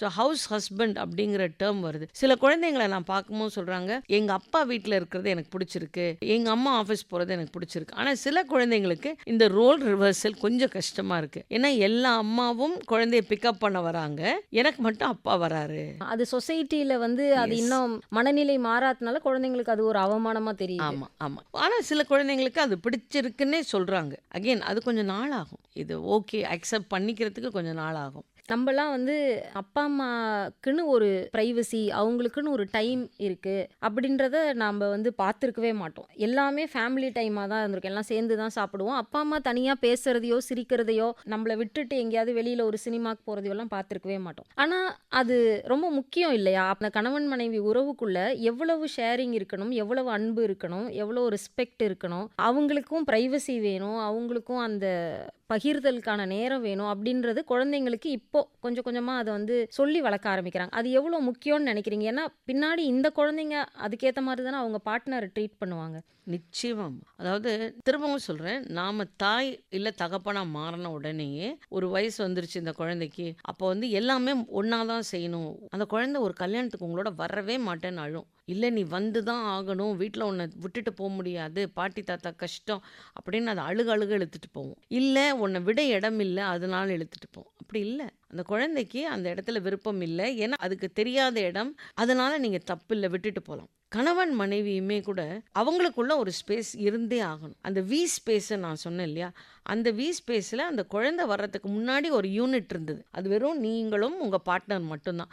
அந்த யூனிட்டை அப்பப்போ தொட்டு பார்க்கணும். இப்போ எப்படி சொந்த ஊருக்கு அப்பப்போ போயிட்டு வராங்களோ அந்த மாதிரி அந்த யூனிட்டுக்குள்ளே அந்த கணவன் மனைவி மட்டுமே இருந்தால் அந்த குழந்தையும், நீ இந்த யூனிட்டில் இல்லைங்கிறதுனால அந்த குழந்தை ஒன்றும் பயப்படாது. நீ என்ன வேணால் பண்ணலாம். நீங்கள் அந்த யூனிட்டுக்குள்ளே போக நம்ம பயப்படுறோம், ஏன்னா நமக்குள்ளே ஒரு குற்ற உணர்ச்சி, ஐயோ அந்த குழந்தைய ஒதுக்கி வச்சிட்டோமோ, நம்ம செல்ஃபிஷாக இதுக்குள்ளே இருக்கோம். அப்படிலாம் கிடையாது. அம்மா அப்பா இன்னைக்கு வெளியில் போகிறோம், நீ பாட்டி தாத்தா வீட்டில் இருக்கணும், நாளைக்கு நீ நான் அம்மா அப்பா நம்ம எல்லாருமே ஒன்றா போகலாம். அந்த மாதிரியா இருக்கும்போது அந்த குழந்தைக்கு திஸ் இஸ் நாட் ராங். எங்கள் பேரண்ட்ஸுக்கு அவங்களுக்குரிய ப்ரைவசி, நாளைக்கு தாத்தா பாட்டிக்குரிய ப்ரைவசியும் இந்த அம்மா அப்பா கொடுக்குறது அந்த குழந்தை பார்க்கும். தாத்தா பாட்டி இன்னைக்கு சினிமா போகிறாங்க, தாத்தா பாட்டி இன்னைக்கு ஹோட்டல் போகிறாங்க, நாளைக்கு நம்ம எல்லாரும் ஒன்றா போகலாம். அது தப்பே கிடையாது. எல்லாத்தையும் ஒன்றா செய்யணும். ஏன்னா எல்லா நாளும் அவியல் சாப்பிட முடியாது, தனித்தனி பொரியலும் சாப்பிடலாம், ஒரு நாள் அவியல் சாப்பிடலாம். அப்பா அம்மான்ற அந்த உறவுக்குள்ள ஹஸ்பண்ட் அண்ட் ஒய்ஃப்னு 2 பேர் இருக்காங்க, அதுக்குள்ள எவ்வளோ லவ் இருக்கு அப்படின்றதும் அந்த குழந்தைக்கு தெரியணும் இல்லையா? அது வந்து அப்பா அம்மான்னு மாறினதுக்கு அப்புறம் நம்ம ஹஸ்பண்ட் அண்ட் ஒய்ஃப்ங்கிறதே மறந்துடுறோம். அந்த மாதிரி ஒன்று இருக்கக்கூடாது. அது ரொம்ப ஏதோ அசிங்கமான ஒரு விஷயமா தான் பார்க்குறோம். அப்படிலாம் இல்லை, அப்பா அம்மாவும் நார்மல் தானே,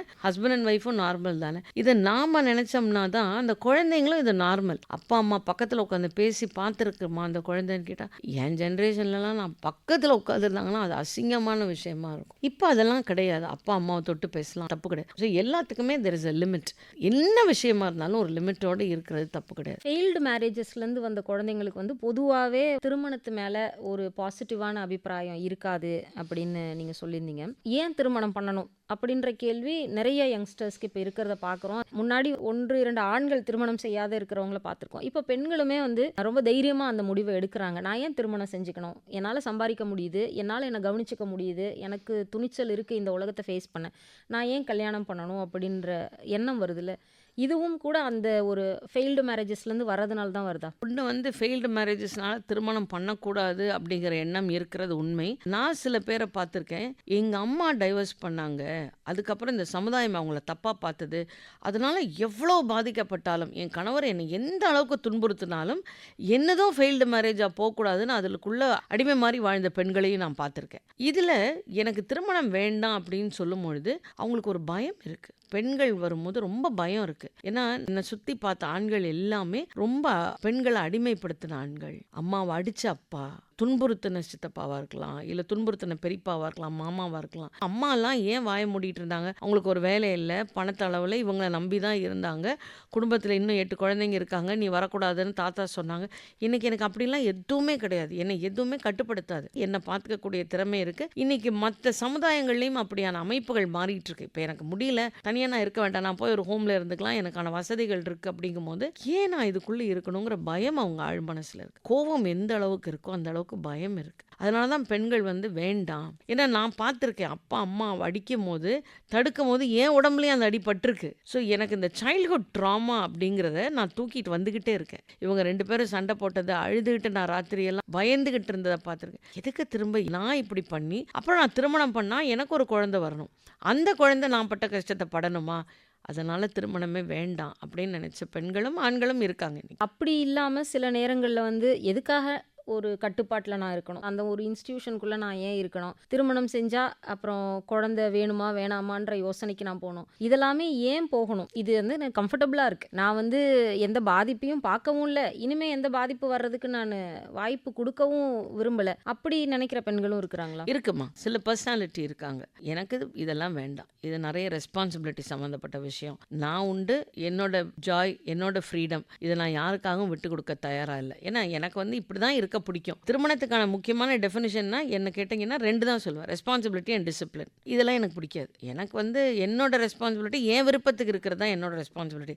நான் காலையில் 8 மணிக்கு எந்திரிப்பேன், நான் குளிப்பேன், நான் சாப்பிடுவேன், நான் வேலைக்கு போவேங்கிறது.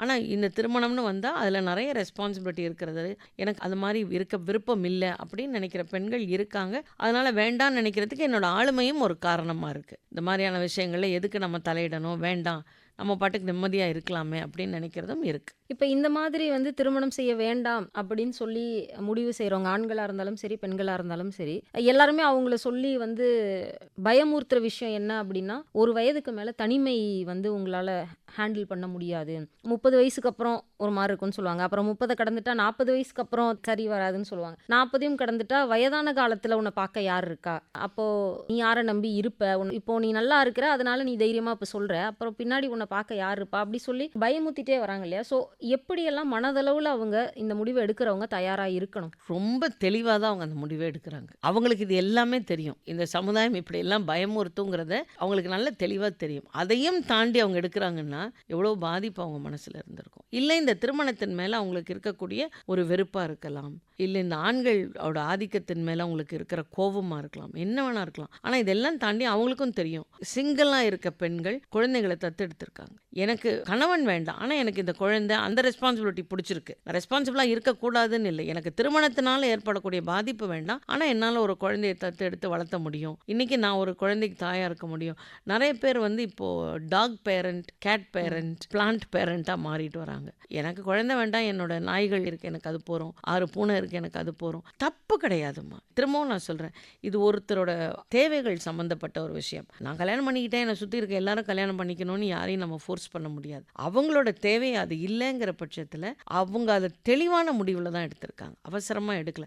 அதுவும் பெண்களும் ஆண்களும் இந்த இடத்துல திருமணம் வேண்டான்னு முடிவு பண்ணுறாங்கன்னா அவங்க ஆளுமை சம்மந்தப்பட்டு இருக்கும்போது அவங்க அதை நிறைய அனலைஸ் பண்ணி தான் எடுத்திருப்பாங்க. அவங்களுக்கும் தெரியும், வயசான காலத்தில் வெந்நீர் வச்சு கொடுக்க யாரும் இருக்க மாட்டாங்க, நம்ம ஒரு கேர்டேக்கர் போட்டு பார்த்துக்கலாம் அப்படிங்கிற அளவுக்கு ஃபினான்ஷியலி இண்டிபெண்ட்டாக தான் இருக்காங்க எல்லாரும். இல்லைன்னா இன்றைக்கி நான் சொன்ன மாதிரி தெர் ஆர் அதர் ஹோம்ஸ், அவங்க போய் அதில் பே பண்ணிட்டு இருந்துக்கலாம், 2 நாள் உறவினர்கள் வீட்டுக்கு போயிட்டு வந்துக்கலாம். அன்னைக்கு இருந்த மாதிரி பெண்கள் ஃபினான்ஷியலி டிபெண்ட்டாக இல்லாமல் இருக்கிறது கூட இதை தைரியமான முடிவெடுக்கிறதுக்கு ஒரு காரணமாக இருக்குது. ஒரு இண்டிவிஜுவலா வந்து அதுக்கு எல்லாருமே துணிஞ்சிட்டாங்க. நீங்க சொன்ன மாதிரி வந்து அவங்க நல்லா யோசிச்சு தான் அந்த முடிவுக்கு வராங்க. ஃபேஸ் பண்ண தயாரா இருக்கிறாங்க அதனுடைய கான்சிக்வென்சஸ். பட் சமூகம் இன்னும் வந்து அதை ஏத்துக்க தயாரா இல்ல தானே. இப்போ தனியா ஒருத்தர் போயிட்டு ஒரு வீடு வாடகை பார்க்குறோம் அப்படின்னாலே, யார் யார் இருக்கிறீங்க வீட்ல? அப்படின்னு கேட்கும்போது நான் தனியா தான் இருக்கேன். அப்படின்னும்போது அவங்க எதிர்கொள்ற அந்த கேள்விகளும் அந்த விமர்சனங்களும் இருக்கு இல்லையா? அது வந்து அவங்கள இதுக்காகவே நான் கல்யாணம் பண்ணி தான் ஆகணும் போல இருக்கே. இந்த சமூகம் வந்து ஒரு ஃபேமிலின்னா 2 பேர் ஒரு ஆணும் பெண்ணும் இருந்தா மட்டும்தான் இந்த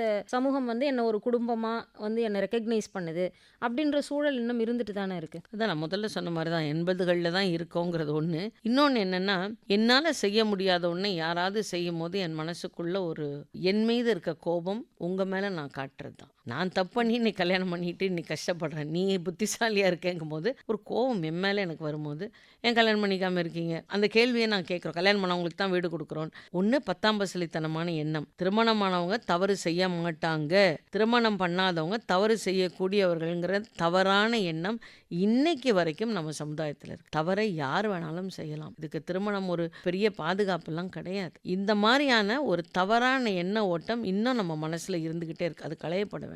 அது பெண்ணா இருந்தாலும் சரி, ஆணா இருந்தாலும் சரி, தவணையா இருந்தால் அவங்க ஏதாவது தப்பு பண்ணிடுவாங்க. தப்பானவங்க இல்லை, அவங்க இந்த சமுதாயத்தோட ஒத்து போகாதவங்க. இந்த 2 தான் இருக்கும். இவளுக்கு யாரோடையும் ஒத்து போகல, அதனால தான் கல்யாணம் பண்ணிக்கல. இல்லை இவனுக்கு யாரை கண்டாலும் ஆகாது, அப்படிலாம் இல்லை. எனக்கு நிறைய நண்பர்கள் இருக்கலாம், ஆனாலும் எனக்கு திருமணம் வேண்டான்ற எனக்கு பிடிச்சிருக்க அந்த முடிவை நான் எடுத்திருக்கேன். எனக்கு அது நல்ல முடிவாக இருக்குன்னு நான் எடுத்திருக்கேன். இன்னைக்கு இந்த சமுதாயம் மாறணும். அது ரொம்ப ரொம்ப அவசியம்னு பார்க்குறேன். ஃபேமிலி அப்படின்ற செட்டப்பை வந்து மீடியாவோ இல்லைன்னா சினிமாவோ எப்படி க்ளோரிஃபை பண்ணுது? அது எப்படி நம்மளை பாதிக்குது? மீடியா நம்மளை ரொம்ப ரொம்ப பாதிக்குதுமா. மீடியாவில் கிடைக்கக்கூடிய லைக்ஸ் தான் இன்னைக்கு ஒரு மனிதனோட சந்தோஷத்தை நிர்ணயம் பண்ணுது. எத்தனை பேர் என்னோட வீடியோ பார்க்குறாங்க, எனக்கு எவ்வளோ லைக்ஸ் வருதுங்கிறது தான் என்னோட சந்தோஷத்தையும் திருப்தியுமே முடிவு பண்ணுது. இந்த மீடியாவில் குடும்பம்ங்கிறது க்ளோரிஃபை பண்ண வேண்டிய ஒரு விஷயம்தான். ஆனால் அது எப்படி க்ளோரிஃபை பண்ணுவாங்கன்னா, ஒருத்தர் வந்து ரொம்ப தியாகம் பண்ணுவாங்க. அதாவது அவர் தன்னோட சந்தோஷங்கள் எல்லாத்தையுமே தொலைச்சிட்டு அதை இன்னொருத்தர் வந்து புரிஞ்சிக்காம அவரையே ஏசுவாங்க. ஆனாலும் பரவாயில்ல, நீ என்ன திட்டினாலும் நீ என்ன அடித்தாலும் நான் இந்த குடும்பத்துக்காக என்னை நான் சப்ஜுகேட் பண்ணிக்கிறேன், அடிக்கடிக்க நான் வாங்கிக்கிறேன் அப்படின்லாம் ரொம்ப க்ளோரிஃபை பண்ணுவாங்க. இன்னும் பார்த்தீங்கன்னா, ஒரு மாமியாரையோ இல்லை ஒரு நாத்தனாரையோ ரொம்ப ஒரு கொடூரமான காஸ்டியூம்லேருந்து சொல்கிறேன் ரொம்ப கெட்டவங்களாக காட்டும் போது, மாமியார்னாலே கெட்டவங்க தானோ, மருமகள்னாலே கெட்டவங்க தானோ, இல்லை நாத்தனார்னாலே கெட்டவங்க தானோ அப்படிங்கிற நான் இந்த ஸ்கிரிப்டுங்கிற ஒரு வார்த்தையை சொன்னேன். இது என்னோட தாய் தகப்பன் மட்டும் எழுதுறது கிடையாது, சமுதாயமும் எனக்கு எழுதுகிற ஸ்கிரிப்ட். இது எல்லாமே என்னை பாதிக்குது. ஸோ இதெல்லாம் இருக்கும்போது நான் என்ன நினைக்க ஆரம்பிச்சிடுறேன், ஒரு சினிமா வந்து ப்ராபப்ளி 80s பிகினிங்கில் வந்த ஒரு படம். வெளிநாட்டுக்கு திருமணம் ஆகி போகும்போது அந்த கணவரால் அவள் ரொம்ப கஷ்டப்படுறா. சில நாள்கள் அங்கே இருப்பா, அதுக்கப்புறம் அங்கேருந்து தப்பிச்சு வருவா. அந்த படம் வந்தப்போ நிறைய பெண்களை வெளிநாட்டில் திருமணம் பண்ணி கொடுக்க பயந்தாங்க. அதோட தாக்கம் இருந்தது. நான் சொல்கிறேன் 80களில் இவ்வளவு சோஷியல் மீடியா இல்லாதப்பவே அந்த பயம் இருந்தது. இன்னைக்கு இவ்வளவு டிவியில் நம்ம பார்க்குற விஷயங்கள் எல்லாமே நெகட்டிவாக போர்ட்ரே பண்ணுது. ஆனால் அதில் ஒரு குடும்பத்தில் ஒரே ஒரு பொண்ணு மட்டும் இவ்வளவு கெட்டவங்களுக்கு நடுவில் ஓவராக நல்லவளாக இருப்பாள். ஒரு மாடரேஷனில் இருக்கணும். இதெல்லாம் பார்க்கும்போது நான் சீக்கிரம் இன்ஃப்ளூயன்ஸ் ஆகிறேன். அதுலேயுமே நான் பார்க்குறேன் 2 விதம். ஒரு சிலர் வந்து எவ்வளோ நாளும் நான் என்னவோ நான் அப்படி தான் இருப்பேன், நீ என்ன வேணால் படத்தில் காட்டிக்க அப்படின்னு சொல்கிறவங்க இருக்காங்க. சில பேர் ஏதாவது ஒன்று பார்த்தாலே போகிறோம் டக்குன்னு தடிக்கி விழுகிறவங்க இருக்காங்க. ஸோ இந்த தடிக்கி விழுகிறவங்க இதெல்லாம் பார்த்து ரொம்ப சீக்கிரம் இன்ஃப்ளூயன்ஸ் ஆயிரும். அது ரொம்ப ரொம்ப தவறானது. இந்த மீடியாவை பார்த்து இருக்கிற இளம் வயதினர், இதுக்கு நடுவில் ஒரு தாய் அப்படின்னு ஒருத்தங்க இருக்காங்க. அவங்க என்ன நினைக்கிறாங்க, இந்த பெண்கிட்ட நீ இப்படி தான் நடந்துக்கணும், அப்படி தான் நடந்துக்கணும், நல்லதனமாக சொன்னால் பரவாயில்ல, அது சொல்கிறது இல்லை. அதுக்கு பதிலாக இப்படி தான் இவங்கெல்லாம் இருப்பாங்க, நீ இப்படி இருந்துக்கோ அப்படின்னு முதல்ல ஒரு தவறான கருத்தையும், ஏன்னா அந்த தாய் நிறைய நேரம் டிவி முன்னாடி இருந்து அவங்க அதில் இன்ஃப்ளூயன்ஸ் ஆகி பெண்களுக்கோ ஆண்களுக்கோ திணிக்க ஆரம்பிச்சிடுறாங்க. நிறைய நல்ல விஷயங்கள் இருக்குது, கனியிருப்ப காய் கவர்ந்துட்டு. அறிவு சார்ந்த விஷயங்கள் இல்லைனாலும் சந்தோஷமான விஷயங்களை காட்டலாம். எல்லா நேரமும் அறிவு சார்ந்த விஷயங்கள் வேண்டாம், சந்தோஷமான விஷயங்கள் பார்த்தோம், சேர்ந்து சிரித்தோம், ஒரு நல்ல குடும்பம்னு இருக்கணும்.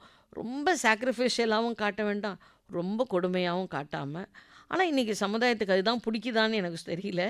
ஒரு நடுநிலையாக ஒரு நார்மலாங்கின ஒரு குடும்பத்தை காட்டிட்டோம்னாலே போதும்னு நினைக்கிறேன். இப்போ நம்ம டிவின்னு பார்த்துட்டோம் அப்படின்னா, நீங்கள் சொன்ன மாதிரி சாக்ரிஃபைஸ் பண்ணுறவங்கள ரொம்ப க்ளோரிஃபை பண்ணுறதும், கொஞ்சம் இண்டிபெண்ட்டாக இருக்கணும்னு நினைக்கிறவங்கள வந்து ரொம்ப டீஹியூமனைஸ் பண்ணுறதும் அந்த மாதிரி தான் இருக்கு இல்லையா? அதே டிவியில் வந்து இப்போ நம்ம அட்வர்டைஸ்மெண்ட்ஸ் எடுத்துக்கிட்டால் கூட அந்த ஃபேமிலி ரோல்ஸை வந்து ரொம்ப ஸ்டீரியோ டைப் தான் பண்ணுறாங்க. இப்போ தான் 1-2 அட்வர்டைஸ்மெண்ட்ஸ் வந்து அப்பாங்க வந்து வாஷிங் மிஷினில் துணி துவைக்கிற மாதிரியோ, அம்மா வர்றதுக்குள்ளே அம்மாவை சர்ப்ரைஸ் பண்ணுறதுக்காக அப்பா குக் பண்ணி வைக்கிற மாதிரி இதெல்லாம் வருது. இந்த ஸ்டீரியோ டைப்பிங்கில் என்னெல்லாம் மாறணும்னு நீங்கள் நினைக்கிறீங்க மேம்? ஃபஸ்ட்டு புத்தகங்களில் அம்மா சமையல் பண்ணுறாரு, அப்பா நியூஸ் பேப்பர் படிக்கிறாருங்கிறத மாற்றுங்க. அதுதான் ஃபஸ்ட்டு அடிப்படையாக. நம்ம அங்கே மாற்றினோம்னாலே அப்பாவும் அம்மாவுக்கு கூட செய்கிறாங்க அப்படிங்கிற மாதிரி வந்துருச்சுன்னா அந்த குழந்தைக்கு இது நார்மல். எங்கள் அப்பாவும் வேலை செய்கிறது நார்மல், எங்கள் அம்மாவுக்கு உதவி செய்கிறது நார்மல். இந்த ஸ்டீரியோ டைப்பிங் அங்கேருந்து உடை தெரியப்பட வேண்டும். அப்படி தான் படிப்படியாக இருக்கணும். அதுக்கப்புறம் குடும்பத்தில் இருக்க எல்லாருமே நானும் வேலை செய்கிறேன், நீ வெளியில் கிளம்பு, நீ போய் கிளம்பு, நான் அதுக்குள்ளே இதை செஞ்சு வைக்கிறேன், உன்னோட டிஃபன் பாக்ஸை நான் பேக் பண்ணுறேன். அந்த குழந்தையும் அதில் இன்வால்வ் பண்ணணும்.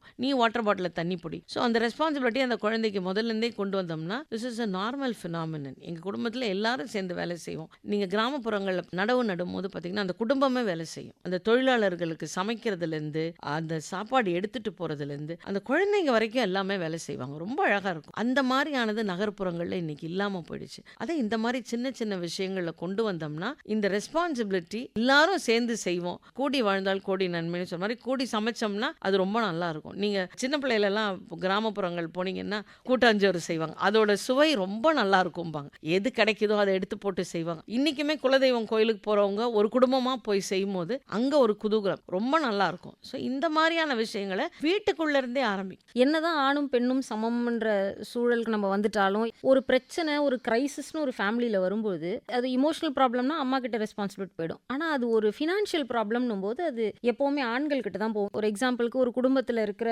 ஒரு அக்காவோ தங்கையோ திருமணம் ஆனதுக்கப்புறம் அவங்க வந்து கணவனை பிரிஞ்சு வந்துடுறாங்க, இல்லை கணவன் இறந்துடுறாங்க அப்படின்னா அது ஆட்டோமேட்டிக்காக அந்த குடும்பத்தில் இருக்கிற பையன் மேலே அது பாரமாயிடுது இல்லையா? அந்த அக்காவையோ இல்லை அந்த தங்கையோ அவங்க சம்பாதிக்கிறவங்க படித்தவங்களாவே இருந்தால் கூட அவங்களோட ரெஸ்பான்சிபிலிட்டி இந்த ஆண்கள் கிட்ட போயிடுது. அந்த மாதிரி கஷ்டம் வரலனாலுமே கூட இப்போ நம்ம அண்ணன் வீட்டுக்கோ தம்பி வீட்டுக்கோ ஒரு விருந்தாடி போகிறோம் அப்படின்னா நம்மளோட எக்ஸ்பென்சஸ் எல்லாம் அவங்க தான் பார்க்கணும் அப்படின்னு இருக்கு. ஆனால் நமக்கு வந்து எப்போவுமே அந்த ரெஸ்பான்சிபிலிட்டி இருக்காது. இன்ஸ்டெட் அந்த பெண்ணினுடைய கணவருக்கு இருக்கும். அந்த கணவர் வந்து அவங்க அக்கா தங்கையினுடைய ஃபினான்ஷியல் இதெல்லாம் அவர் எடுத்துப்பாரு. இங்கே எப்படி இருக்குன்னா இவங்களுடைய ஃபினான்ஷியல் ப்ராப்ளம்லாம் இவங்களுடைய அண்ணனோ தம்பியோ தான் எடுத்துப்பாங்க. பெண்கள் வந்து முன்னேறிட்டாலும் இண்டிபெண்டன்ட் ஆகிட்டா கூட ஆண்களுக்கு இந்த சுமை இன்னும் இருந்துகிட்டே இருந்துகிட்டு தான் இருக்கு. நிச்சயமா இருக்கு. ஏன்னா நீங்க ஃபினான்ஷியலாக அந்த பெண் இருக்காங்க, சம்பாதிக்கிற எல்லா பெண்களையும் கேட்குறேன், எத்தனை பேர் நீங்களா முடிவு பண்ணி மியூச்சுவல் ஃபண்ட்ஸில் பணம் போடுறீங்க? எனக்கு தெரிஞ்சு 90% டெஃபினட்டாக கிடையாது. எத்தனை பேர் நானா போய் இடம் பார்த்து ஒன்று வாங்குறேன்? பார்க்கலாம், விருப்பப்படலாம். ஆனால் பேச்சுவார்த்தைக்கு டெஃபினட்டாக வீட்டில் இருக்கிற ஒரு ஆணை கூட்டிகிட்டு தான் போகிறோம். ஸோ நம்மளுமே நமக்கு சுதந்திரம் இருந்தாலும் நமக்கு தெரியாது அப்படிங்கிற எண்ணத்தை நம்ம வச்சிருக்கோம். நம்மளால முடியாது, நமக்கு தெரியாது, கணவன் தான் முடிவெடுக்கணும், இல்லை அவருக்கு தான் தெரியும். அது பேங்கிங்ல இருக்க பெண்களையும் சேர்த்து கேட்குறேன். நீங்கள் மியூச்சுவல் ஃபண்ட்ஸில் நீங்கள் போடுறீங்க, ஷேர்ஸில் நீங்கள் இன்வெஸ்ட் பண்ணுறீங்க. இன்னைக்கு சில பெண்கள் கணவர்கிட்ட இருந்து கற்றுக்கிட்டோ அப்பாட்ட இருந்து கற்றுக்கிட்டோ ஷேர்ஸ் அவங்களா பார்க்குறாங்க, செய்கிறாங்க, அதெல்லாம் இருக்குது. பட் 90% நீங்கள் சொன்ன மாதிரி கிடையாது. அப்போது இந்த financial burden is on the man. இந்த பெண்ணோட தாய் தகப்பன் அவங்களுக்கு அண்ணனோட பிரச்சனை இருக்கு. பொண்ணு வீட்டில் வந்து இருக்க முடியுமா? அவங்களும் இருக்க மாட்டாங்க.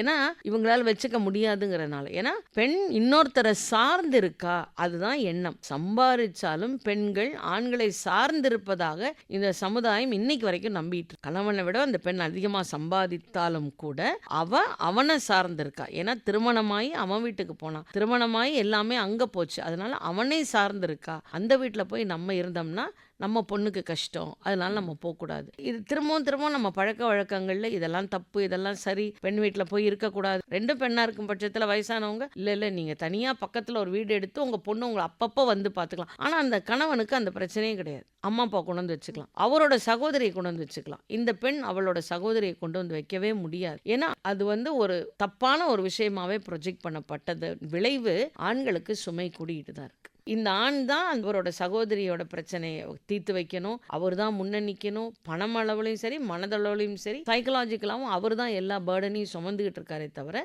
அந்த பெண்ணுக்கு அந்த உரிமை கிடையாது. இந்த மாதிரி ஒரு கட்டமைப்பை கொண்டு வந்து தான் அவரை பாவம் நம்ம ரொம்ப கஷ்டப்படுத்திட்டு இருக்கோம்னு நினைக்கிறேன். இப்போ பெண்கள் சம்பாதிக்க ஆரம்பிச்சா கூட அந்த கருத்து சொல்ற சுதந்திரம் இல்லைன்னா ஒரு முடிவெடுக்கிற சுதந்திரம் எவ்வளோ இருக்கு பெண்களுக்கு குடும்பத்தில்? முதல்ல பெண்கள் ஓட்டு போடுற நாட்டில் அவங்க ஓட்டு போடும்போது அந்த ஒரு சீனில் என்ன காட்டுறாங்க, எல்லா பெண்களும் அவங்க லிப்ஸ்டிக் அழிச்சிட்டு, ஏன்னா அப்போ வந்து பேலட் வந்து என்வெலப்பில் வச்சு சீல் பண்ணணும். அவங்களோட லிப்ஸ்டிக் அங்கே இருந்துருச்சுன்னா இது பெண்ணோட ஓட்டுன்னு தூக்கி போட்டுருவாங்க.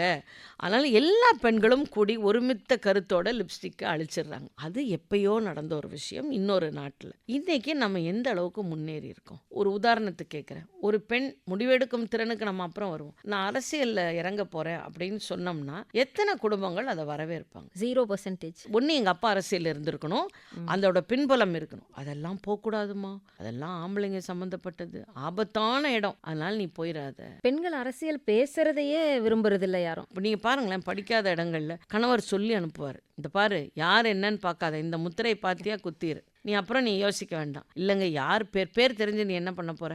அந்த அம்மாவுக்கு அந்த லிஸ்ட்டில் போனால் இதெல்லாம் எதுவும் வேண்டாம், நமக்கு சொன்ன சின்னத்தில் குத்திட்டு வந்து அவருக்கு தெரிய போகிறதில்ல, நீ மாற்றி குத்துனா. ஆனால் நம்மளுமே நம்மளை அப்படி டியூன் பண்ணிக்கிட்டோம், சப்ஜுகேட்டிங் அவர் செல்ஸ் டு வாட் எவர் மென்ஸே. அப்போ முடிவெடுக்கும் திறன் எனக்கு தெரியலன்னு ஒரு பெண்ணே நம்ப ஆரம்பிச்சிடுறா. இல்லை எனக்கு தெரியும், இந்த இடத்துல என்னோட கருத்து இதுதான் அப்படின்னு ஏன் பதிவு பண்ண நம்ம பயப்படுறோம்? நம்ம மேலே நமக்கு கான்ஃபிடென்ஸ் இல்லை. நமக்கு கான்ஃபிடென்ஸ் இல்லாததை சமுதாயம் யூஸ் பண்ணிக்குது. இப்போ சமுதாயத்தை சொல்கிறதுக்கு முன்னாடி நம்மளை நம்ம திருத்திக்கணும். ஒரு குடும்பம், ஒரு ஐடியல் ஃபேமிலினா எப்படி இருக்கணும்னு நீங்கள் நினைக்கிறீங்க? ஐடியல் ஃபேமிலிங்கிறத விட ஒரு நல்ல ஃபேமிலியாக நான் பார்க்குறேன். ஏன்னா ஐடியல் ஃபேமிலின்னு இருக்க முடியாது.